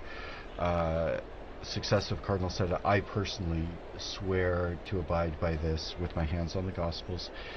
But all of them made that oath in Latin. And if you were watching on the video, you saw they had a cheat sheet in front of them with the precise phrase. What was really fascinating, you saw Latin cardinals, but you also saw cardinals from Eastern churches from all over the world, and each of them was pronouncing the exact same words in Latin in their own language. And I thought that was one of the most moving parts of the ceremony, where you'd hear an American perhaps with a bit of an Irish accent, and you'd hear a Japanese cardinal or an African cardinal, or cardinals from all over the world. Mm-hmm. I heard Stephen Brislin with his South African accent. For those of you, I mean, we all remember Pope Benedict pronouncing his Latin with a very strong German accent, which I found very endearing. So it really does offer a kind of point of unity where it's not a living language that's going to be privileged, but it's a language that everybody can kind of have a share in. And yet the language question, of course, is quite an issue for cardinals coming from so many different countries, perhaps in places where they haven't had an education in Latin to the same degree as would happen here, for example, in the universities, the pontifical universities in Rome. Even in the general congregations and so on and so forth, what is the general rule for the language that is spoken? You mentioned the need to speak Italian, of course, if you are elected Pope, because that is the language. As the Bishop of Rome, you're expected to have a good command of Italian, but that isn't necessarily the case for a lot of these men, is it? Several popes have reiterated the importance of learning Latin, and so, because I mean that's the language of canon law and of all official documents in the Catholic Church. It's really critical that we help to form young priests, especially in emerging countries. But then we also expect them, like you said, we expect them to learn Italian too, and so this is also extremely difficult for particularly non-Mediterranean, non-Western people, and so a privileging of Latin would sort of decenter Italian in that way a little bit. You would still have to learn Italian, but you'd have this more focused on that universal language. And that's a bit an interesting question. Up until not very long ago, most of the cardinals would have had some common language, maybe not knowing Latin very well, but having a little bit so that they could at least talk to one another. And we already saw in the general congregations before that, in the various synods, the synods of synodality, where you have to come up with a language that people can understand, or make sure that different addresses, documents are translated into various languages. For a long time, the cardinals would have been largely well educated, and or when I say well, not good, but in the sense of had a lot of education and maybe could talk to one another. One of the things they've talked about with this conclave, with 133 different cardinals, not all of them speak Italian, not all of them speak English or Spanish, which are somewhat common languages, but they're in a room where if they want to talk to one another, there are some limitations as to their ability to communicate.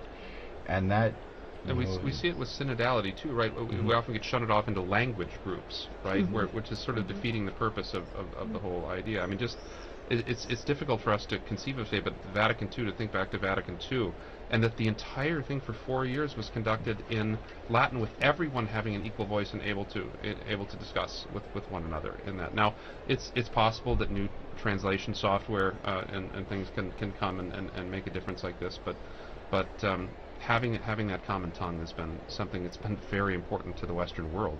That would be an interesting technological change if in some future conclave they're all issued a universal communicator to translate on the spot, and then you don't have to worry about translators coming in and violating. And I think about that ecumenically too, because I mean the use of Latin transcended the boundaries of the Catholic Church for so many centuries. In Europe, it was the common diplomatic language. It was the language. There's a famous exchange between C.S. Lewis and an Italian priest. Neither of them spoke the other's language, so they wrote each other letters in Latin. And so that is one of those commonalities too that we all share. Yeah. And we're still waiting for the even the seagulls. Even the seagull has given up. Yeah. I'm hearing it's getting chilly out there as well.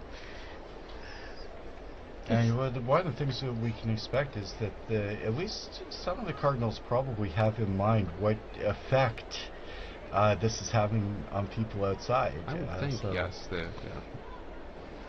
Could be a good sign because, or it could be just that they're waiting to burn the ballots. Who knows? But they should, because it's just one ballot, that they wouldn't have to wait after the scrutiny is done. But as you were saying earlier, I think, Chris, this is going to affect timings, isn't it? I'm imagining not just today, but we start again tomorrow morning. Just give us a recap of the times that are expected. The Cardinals gather again at 9 o'clock in the morning, is that right? Inside the Sistine Chapel? They begin with Mass and prayer. The actual voting is largely, as we've said, it's not a point. The conclave is not a place where people are going to get up and give campaign speeches, or much speeches at all. I've heard many cardinals talk about conclaves as more like a retreat than anything else, and when they come into the Sistine Chapel and do the vote, that's all they do. So what we've been kind of expecting, it's very imprecise, as we're seeing even as we speak, we're kind of expecting the first vote to take place and maybe be finished up by 10:30 or 11 o'clock in the morning. If there's a positive outcome, we would see the white smoke then. If not, they'll proceed immediately to a second vote, which is then going to take another hour, or an hour and a half. And at the conclusion of that vote, they will burn ballots from both of the previous scrutinies, so then we could see either black or white smoke. The kind of general feeling and general ideas that might happen around 1 o'clock each day. Yeah, and let's remember that this service that we are providing is not just in English, of course. Being Vatican Radio, it's in 7 languages, the live service that we are doing now, but the other languages will also be broadcasting, so it's going out in a lot of languages as we speak, and of course everything is on our website, on our social media, on Twitter, and not just spoken languages. And not just spoken languages, the sign languages, in various sign languages. There's the Italian sign language, the American sign language. And I'm hearing here that we have Devon on the line. He's still in the square. Devon. Hello. Hi. Good.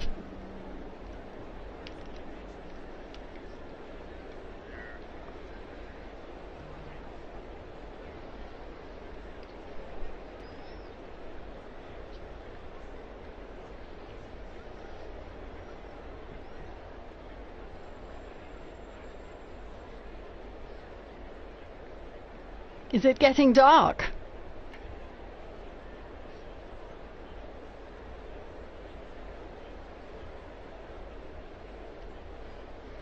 We're all wondering what's going to happen. We've entered the two and a half hours since the beginning of this commentary, and so yes, the seagull appears to have also left its position next to the chimney.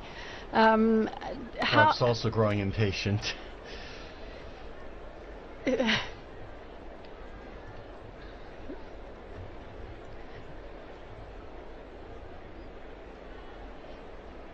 Have you spoken to any other pilgrims or Romans in the square who have specially come for the occasion?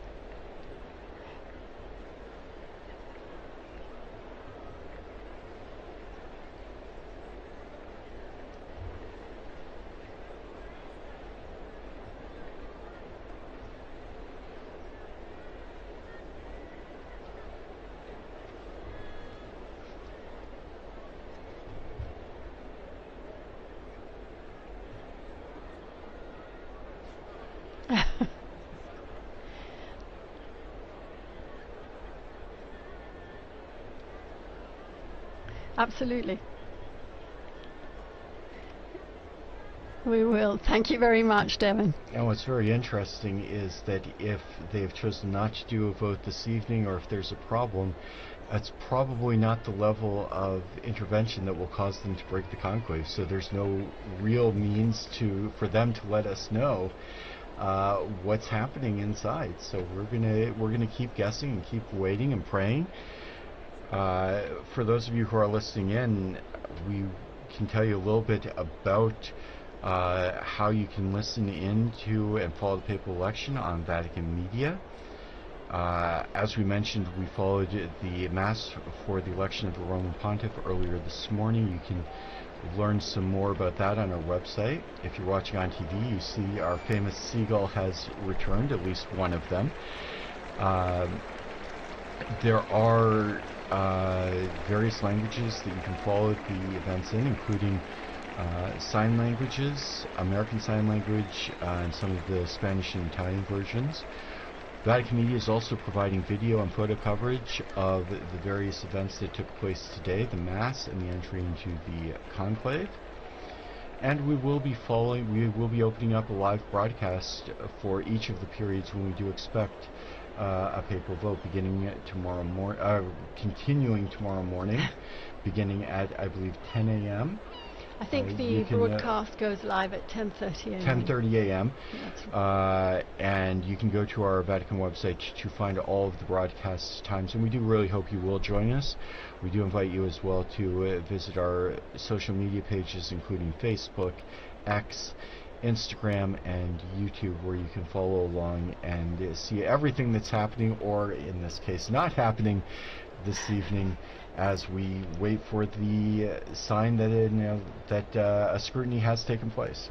You're talking about social media, you're talking about the radio broadcasts. Of course, the Osservatore Romano, the Vatican newspaper, is also waiting anxiously for the results of this papal election. If I remember rightly, they produce a special edition, remember rightly. Yes. And almost as soon as the announcement is made on the balcony, the presses start rolling, or at least the copy editors start putting out this edition so that it can be distributed free, I think, in St. Peter's Square to people as soon after the event. As was the one that marked the passing of Pope Francis.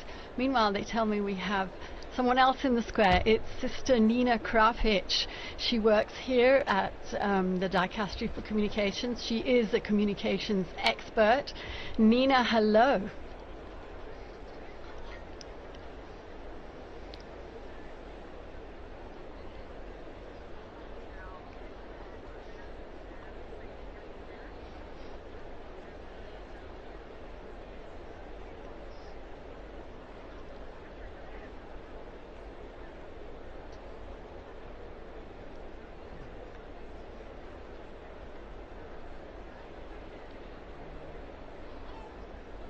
It's your first conclave, isn't it, Nina?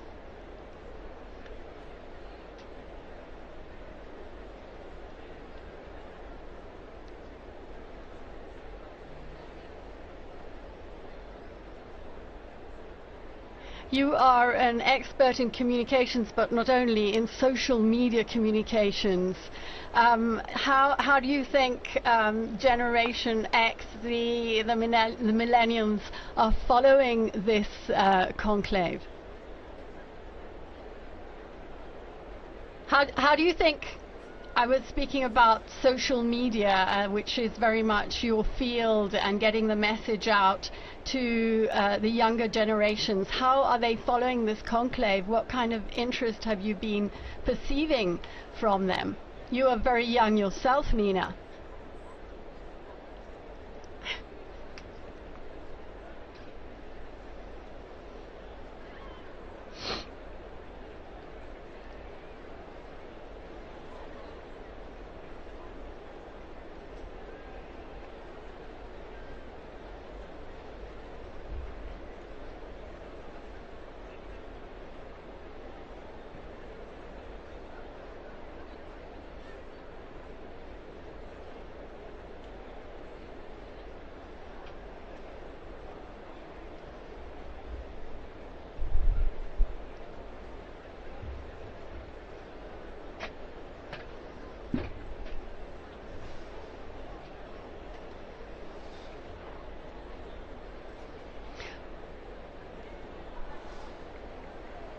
Well, you know how we knew that you were there, Nina? Leo, my son Leo, saw you on Instagram in the square.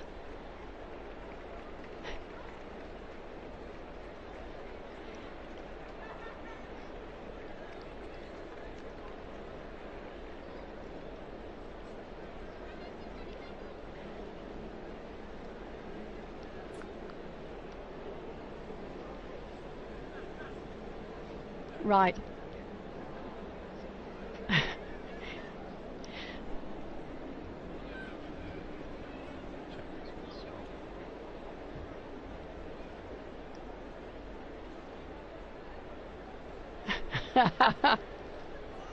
A chimney and a seagull, yes.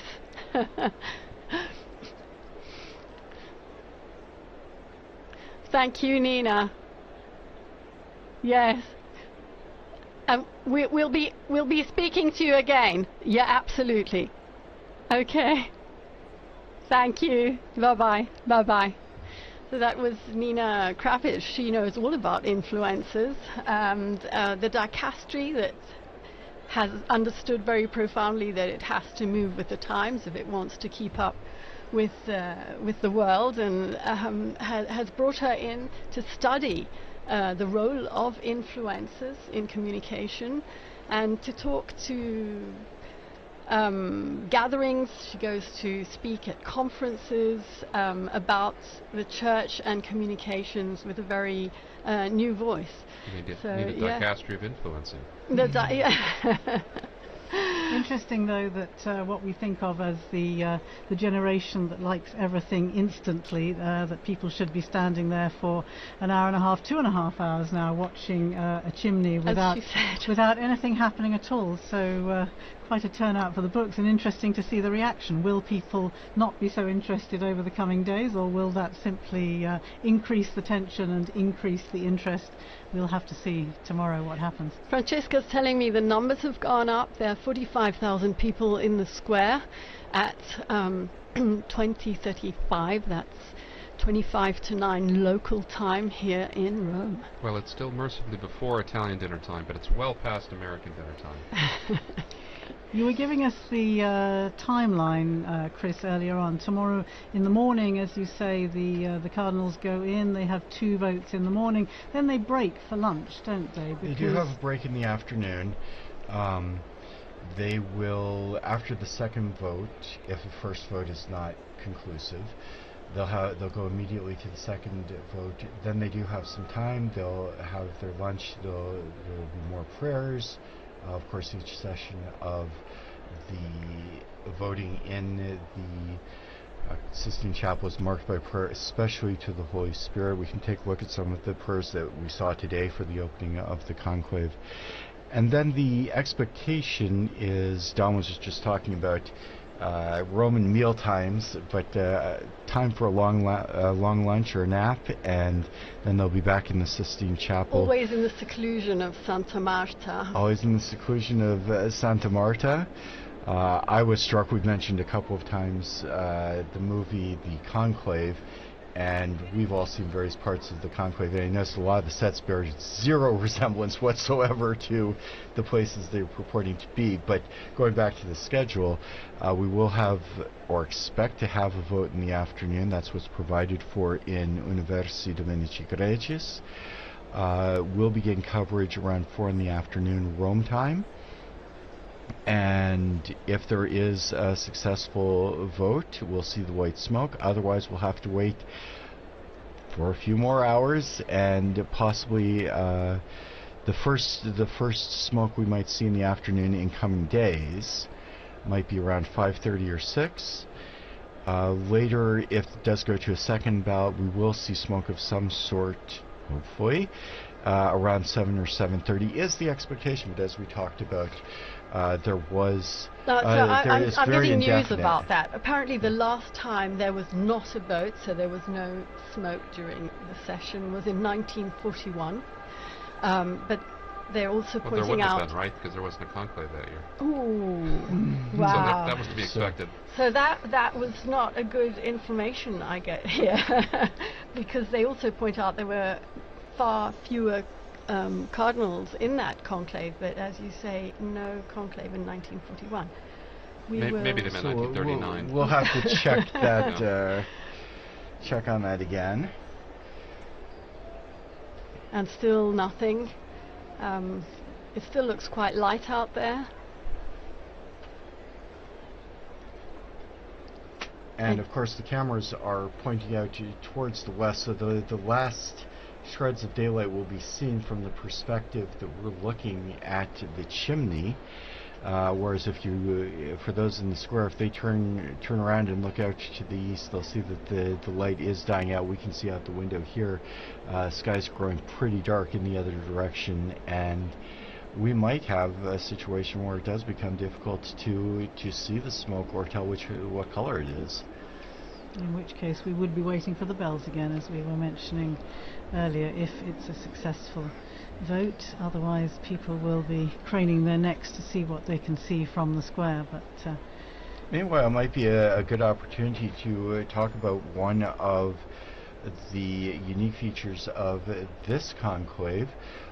For, as we've mentioned earlier, there are 133 cardinals who entered into the conclave. That's the largest number of cardinals ever. And there was actually a little bit of a discrepancy in the law and the procedures governing the conclave, because Paul VI in 1975 had introduced a rule that the maximum number of cardinal electors would not be more than 120. Don, maybe you could tell us a little bit about the history of the numbers of electors. Maybe even going back a little further, the question of who would be made an elector was a very contentious issue, and when popes would make new cardinals to influence perhaps the conclaves, this was a big point of contention with the college at times. Yes, absolutely. So the origins of as you know, there are 3 levels of cardinals. There's cardinal bishops, there's cardinal priests, and cardinal deacons. And originally, there are 6 cardinal bishops of the Suburbicarian sees. He's like Frascati and Ostia. Ostia is the senior bishop on the see. There were 35 cardinal priests. Cardinal priests were drawn from the original tituli, the early parishes of the city of Rome. And so we can see before even the year 500 the lists of the original parishes, and they would be given the title to these parishes. And there were 14 cardinal deacons. The city was divided into 14 different districts based on the needs of the faithful. And so as time went on, this number was fixed at 70. But during the early modern period, the church had grown so much and worldwide that 70 wasn't enough to give a decent representation for the church anymore.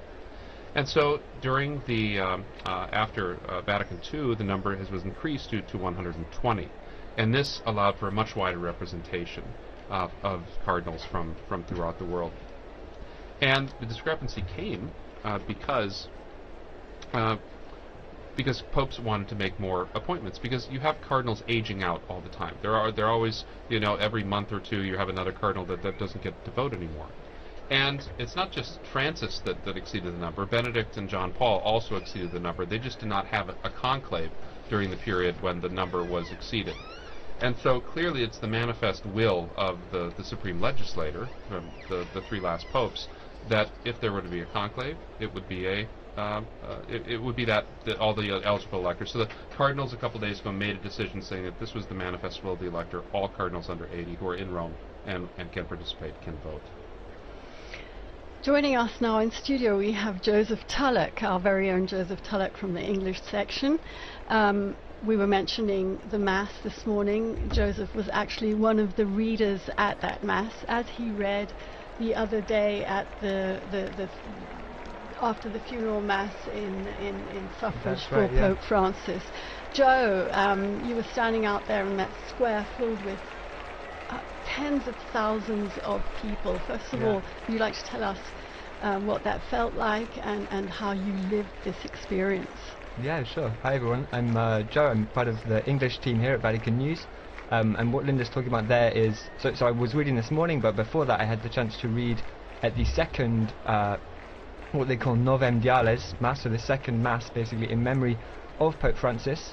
It was really nice. It was a really great opportunity to say goodbye to the Pope. That was right after the death, and we were still really missing him. So that was a really great opportunity. There's about 200,000 people showed up for that Mass. I think some of them had been planning to come. There was supposed to be the canonization of Carlo Acutis on that day, and so there was lots of young people who were already going to be in Rome. But what was nice was they were clearly happy to be there for the Mass that they had to go to instead, which was the second memorial Mass for the Pope. There was lots of cheering. They really, there was really. Sorry, I thought I saw a flash of smoke there, but it was just a seagull's wing, I think. Right. Very disappointing.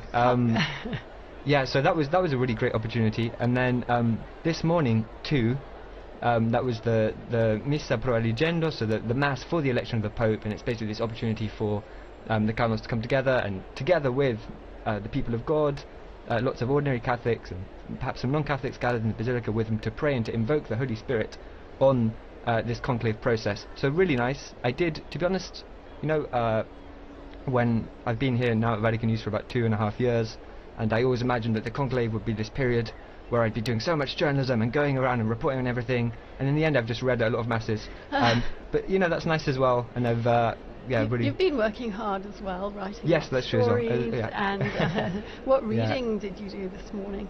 So it was a reading, putting me on the spot, it was from, I think, the Prophet Isaiah, and really nice reading about, I think it's the one that has, the Spirit of the Lord is upon me, He has appointed me to preach the good word to the poor, something like that. So the kind of a reading coming out of this prophetic tradition in the Old Testament, and of course the readings are picked, I assume, with kind of the idea of reminding the cardinals of what they're looking for in a pope. So somebody who will have the poor in mind. I think I'm getting the reading right. It's funny actually, when you're there reading, you're so focused on saying the words right that you're not even thinking about what it means. So I may have misremembered what the reading was, but I think that was the one. No, I think you're remembering rightly that it was focused on the characteristics that a new pope should hopefully have. So yeah, absolutely. Yeah. Joe is going to be in studio with us again in these coming days as we await the smoke, unless at this point it could be white. Who knows? Yeah, who knows? Who knows? Yeah, that's right. I'm going to be joining on Friday morning. If, of course, I mean, we could very well have a new pope by then, because by then there will have been there'll be 9 ballots between now and Friday morning. So there's 1 ballot this evening, and then there'll be 4 tomorrow. And so it's quite possible to have a new pope by Friday morning, but if not, you'll be able to listen to me and my wonderful colleague Francesca Merlo, who's producing today, but she'll be joining me in the studio on Friday morning. If we don't have a pope by then, who knows? Yes, thank you here to Francesca Merlo and to Mario Scatton, who are both working on the other side of the window here in this Vatican Radio studio. We've been talking a bit about all that's happened between the funeral and the general congregations leading up to this conclave. Perhaps we could just take a brief look at actually what happens. We've talked about the Pope coming out onto the balcony, the first acclamation by the people of Rome and so on, but then we have to look forward also to the installation, the inauguration of the new papal ministry. Perhaps we could talk a little bit about what happens then, remembering past occasions. It's usually about a week, isn't it, between the announcement, between the successful outcome of the conclave. Well, first of all, all the delegations that are going to be here in Rome for that ceremony have to get here, so it can't be immediately afterwards. There are some technical times that have to be respected, so even should the Pope be elected on Friday, it couldn't be on Sunday. It would just be too early, although on Sunday he could probably do his first Angelus address. Yes, absolutely. And we have to remember that if he's a bishop already, and all the cardinals in there, and most of the cardinals are bishops, that he becomes Pope the moment he accepts. When the cardinal asks him, do you accept the canonical election as Roman Pontiff, and he says yes, he's the Pope. And so the installation Mass is, it's not a formality, it's a very important moment that he inaugurates his Petrine ministry.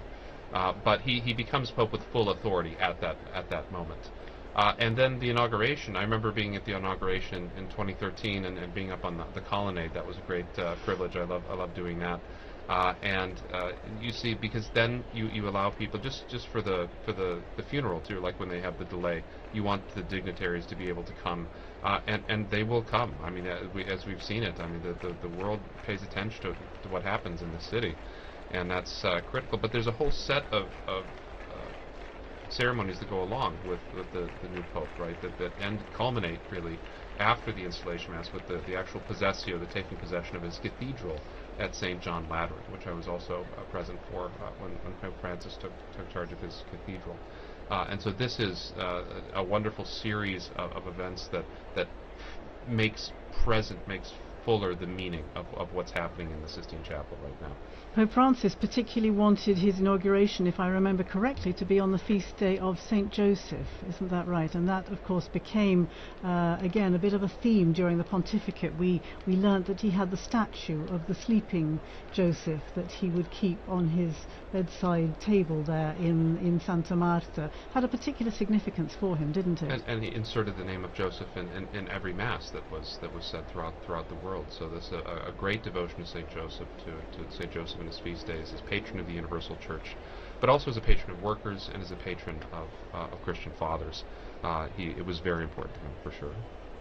The thing I remember particularly about the installation of Francis, of course, was that it was only 3 days apart from the Archbishop of Canterbury, and because I was covering ecumenical affairs, I wanted to be in both places, and fortunately, because there was that little time gap, it could have been on the same day, but actually in the end I was able to be here in Rome for the papal inaugural Mass, the papal installation, and then get to Canterbury as well for the Archbishop of Canterbury's taking the beginning of his ministry there in Canterbury Cathedral.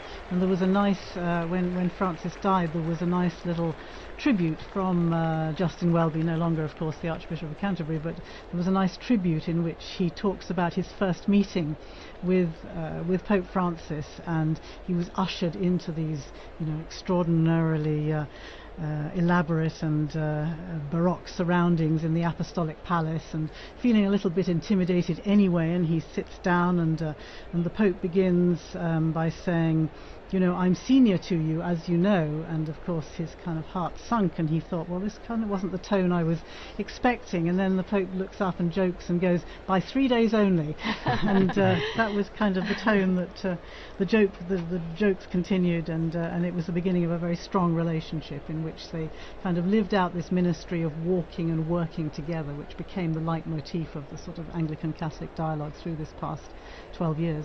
Well, in a much more modest register, we also learnt to know him and to walk with him after that 13th of March, which we don't forget because we were here. We didn't know who Bergoglio was, and very slowly we began to understand him, he went to Lampedusa, as you mentioned, his very first journey abroad, after having said that he didn't really want to travel. It wasn't his thing, but he went to Lampedusa because that issue was so important for him. And being there, he realized, he told us afterwards, he realized how important it was for the people to feel his closeness and to feel he was going to them. And he ended up undertaking 48 apostolic journeys abroad, as well as many others within Italy. Joe was on his last apostolic journey abroad to Belgium. Yeah, penultimate, because the last one was to Corsica. Exactly. But you went to Belgium. That's right. Yeah. So there was a very quick one to Corsica where he came back, and I think within the day, exactly. But before that, the longest kind of traditional papal journey, the last traditional papal journey was the one he did to Luxembourg and Belgium. I was with the Pope for the stop he did in Belgium, and it was an interesting papal journey because it came right after this huge one that lasted several weeks across a couple of countries in Asia. So 4 countries. 4 countries in Asia. Asia and Oceania. Yeah, and there'd been some. So, for instance, he'd been in East Timor, where something crazy like 70% or 60% of the population turned up for a mass he celebrated, and these incredible scenes. And I think it's the most Catholic country in the world, with the possible exception of Vatican City. No, I think it's more Catholic than the Vatican City. Okay. That's what the Vatican officials quit. But right. And so he'd just come back from that, and then he came to Belgium, which is obviously a fairly secular country.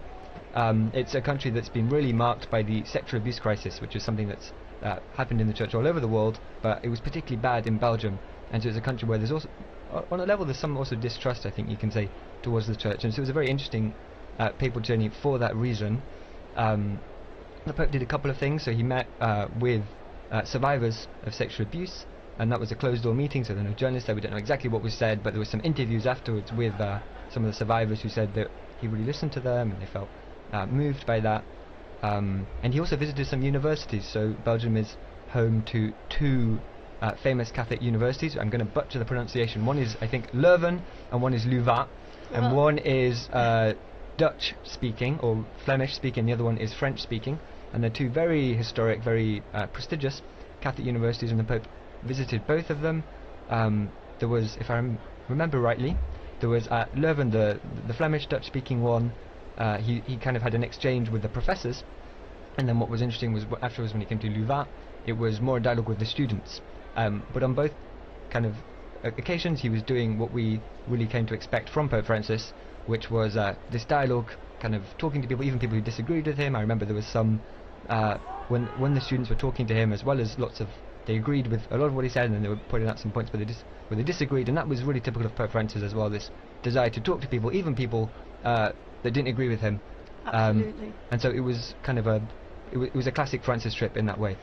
I was speaking to the international director of the Jesuit refugee service just slightly after his death, and he said very much what you have been saying. He would sit down and enter into dialogue with the person he had before him, and it was never a problem to disagree or to listen to a differing perspective. In fact, he was interested in doing exactly that. Yeah. Certainly the fact of his meeting with Jesuits wherever he travelled in any of the journeys around the world became a particular hallmark, didn't it, of these trips, and I think a particularly important moment for the Jesuit community throughout the world. I'm wondering, Don, if you can tell us anything about the frequencies of popes belonging to particular orders as opposed to those who don't. I mean it's not terribly common. We remember it was almost a shock when Jorge Bergoglio was a Jesuit, right? It was kind of popularly thought that a Jesuit would never become pope, so that was very shocking. There have been several popes from religious orders. From the Franciscans and Dominicans, each have a handful of popes. None since the 18th century, late 18th century. There have been some monk popes, particularly during the period of the monastic revival in the 11th century. But by and large, they have been taken, a lot of them, from the secular clergy. That's been mainly, and they've kind of gone back and forth between the diplomatic corps and between canon lawyers and theologians, and that's been pretty much the case. There hasn't been too much of a, while there is always, I would say, about 15% of representation in the College of Cardinals come from religious orders. They do not often get elected to the papacy. I don't think it's any particular animus against. It maybe historically had been against Jesuits, but that's not. But and I'm talking back from the very foundation of the order. But it's really something that the person has to fit the job too. And very often religious orders are focused on a ministry. They're focused on a particular specialty. And the pastor, the secular priest, the bishop has got to be all things to all people. And that often is better training for the kind of things you'll encounter in the papacy than other forms of religious living. And I'm wondering, is that 15% roughly the same today with the cardinals who are gathered behind the walls of the I'd have to Sistine look. Chapel? I could make a count, but I would suggest it's roughly 15 to 20%. And so after the Pope died, I saw a couple of headlines saying something along the lines of Pope Francis never stopped being a Jesuit, and this idea that as you were saying there, that each of these orders has their own charism and they really mark the members of those orders. I don't know if you have any thoughts about the ways in which Pope Francis never stopped being a Jesuit, the ways in which his Jesuit formation really shaped him and became the Pope that we all knew. I think the Jesuit formation creates such strong individuals. They are able to, I mean, think of the great Jesuit missionaries that are able to operate. They're meant from the very foundation not to live in religious community, right? I mean, they're meant to be able to be sort of sole proprietors sometimes when they need to be. And so go off like Francis Xavier around the world by themselves, never see another Jesuit for years and years and years. And I think that kind of style, that kind of particularly the Jesuit emphasis on obedience and on sort of the voluntas of the superior was very much in evidence in ways that you might not see from a Dominican perspective as well. So I think that strongly individualistic way of doing things, I don't mean individualism in a bad sense, I mean a strong, well-formed person that is able to act and knows their mind and acts in that way. And Jesuit formation is really effective at creating that. And so I think we saw some of those aspects coming out in his papacy for sure. Would you say also the question of discernment, which is a particular feature of the spiritual exercises of the Jesuit mindset in some ways, and of course the discernment process is perhaps at the basis of this synodality, the synods on synodality and so on that Pope Francis has begun and as we know has set in place, set in motion through to another synod in 2028. I think that would perhaps also be another feature of I think of so. the That's Jesuits. exactly right. Yeah. I'd like to remember Pope Francis's last gift, which was a Pope Mobile that has been readapted, thank you, Philippa, into a health clinic for the people of Gaza. I think that is such a significant and powerful gesture, reminding the world of those most in need. And it came of course following the phone calls that he traditionally made so regularly to the parish, the Holy Family Parish in Gaza, which I think you visited. I was able to do so when I went there to the Holy Land some years ago, and was able to go to Gaza with the previous parish priest, and you know how significant it is, how important it is in any situation of conflict like that to know that the world has not forgotten you, to know that people are praying for you, that people are praying for peace. And clearly those phone calls that Pope Francis insisted on making right up until the previous weekend. From the hospital, when he was in the hospital, when he could, he would call Padre Romanelli and just ask them what they'd had for dinner. We do have smoke coming out of that chimney, but it's definitely black. Definitely black smoke. It's 21 hours, it's 9 o'clock in the evening here in Rome. And that is, They took their time with it. They took their time, they had a good think. They listened to a meditation by the papal preacher, which probably took time as well. Definitely black smoke there, I would say. And I wonder what the reaction is in the square below, to the crowds who are seeing that and knowing that there has been no decision, no successful outcome on this occasion. And now we have a shot of the square. I can see some cell phones flashing away there. Whether they'll be able to capture that black smoke billowing in the wind there out of the chimney and away across the rooftop of the Sistine Chapel and the rest of the Vatican museums, I'm not sure, but that's certainly black smoke. I wonder if we have some sound from the square there. Do we have squares? No, we don't. They tell us we don't, but we can see. Here we are.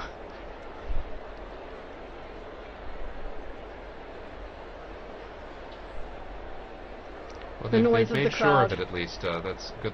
They've wow. got a good bit of it. Yes, a good crowd in the square. And you can see, of course, those giant screens set up so that even if you can't actually see from where you're standing, which it looks difficult to see from it now. It does, yeah. And in fact, I remember that from past And as you were saying, it's dark. At nighttime, yes, it becomes difficult. Okay. Well, that is again. I never failed to be moved by the sight of our most beautiful, beautiful city, the Bernini Colonnade, St. Peter's illuminated, that night sky. It could have rained today, but it didn't, which was also a blessing for many. Good weather for the rest of the week. So. And you can see, if you're watching on the television screen, it is now completely dark in Rome. The lights are on, the new illumination of the dome of St. Peter's. And the crowd, I think, is very relieved to see smoke, and very definite black smoke. I think there's no question from the very beginning. I want to say thanks to Joseph Tulloch for joining us there. He disappeared out of the studio. Thanks again to Joseph for relaying his experiences. And thanks to our team in studio. I can see people making their way people are moving swiftly out of the square, definitely past dinner time here in Rome. But and I'll tell you, it's going to be tough to find a restaurant anywhere near St. Peter's this evening. Yes. But do keep following us here on Vatican Media, Vatican News. We'll start tomorrow again at 10:30. Is that right? Rome time? You are a guest tomorrow morning again, yes. And with Christopher Wells here in studio. So yes, 10:30 Rome time tomorrow morning for another marathon and commentary. We'll have Devin as well tomorrow in the anchor spot. Yes. He joined us with some great contributions from the square. So thanks to Devin, and especially to our guests, Philippa Hitchin and Don Prudlow, for providing so much information and insight and your memories and reflections from the various pontificates. And being so game for such a long, alive, wonderful, and thank you to Francesca Merlo for being our great producer, and I can see out there Kelsey Gussie, who is also working away behind the scenes, and Mario Scatton. Thank you, all of you. We can, they're signaling us from the... so we are in fact going to finish up our broadcast now with the main event has occurred, as it were. So again, thanks to all those who participated in the evenings. Thanks to especially to our head of the English section, Linda Bordoni, who has done so much hard work to make all of this possible. And thank you, Christopher. And as we do close up our broadcast, I would like to thank all of our broadcast partners as well, including EWTN TV, Catholic Faith Network in America, Shalom World Television Network USA, Atmadarshan TV, Catholic TV, Mata TV India, and UCTV, Uganda Catholic Television. Also our radio partners, Luminous Radio and Radio Katipunan in the Philippines. Thanks to all of you. Please join us again tomorrow. Laudetur Jesus Christus.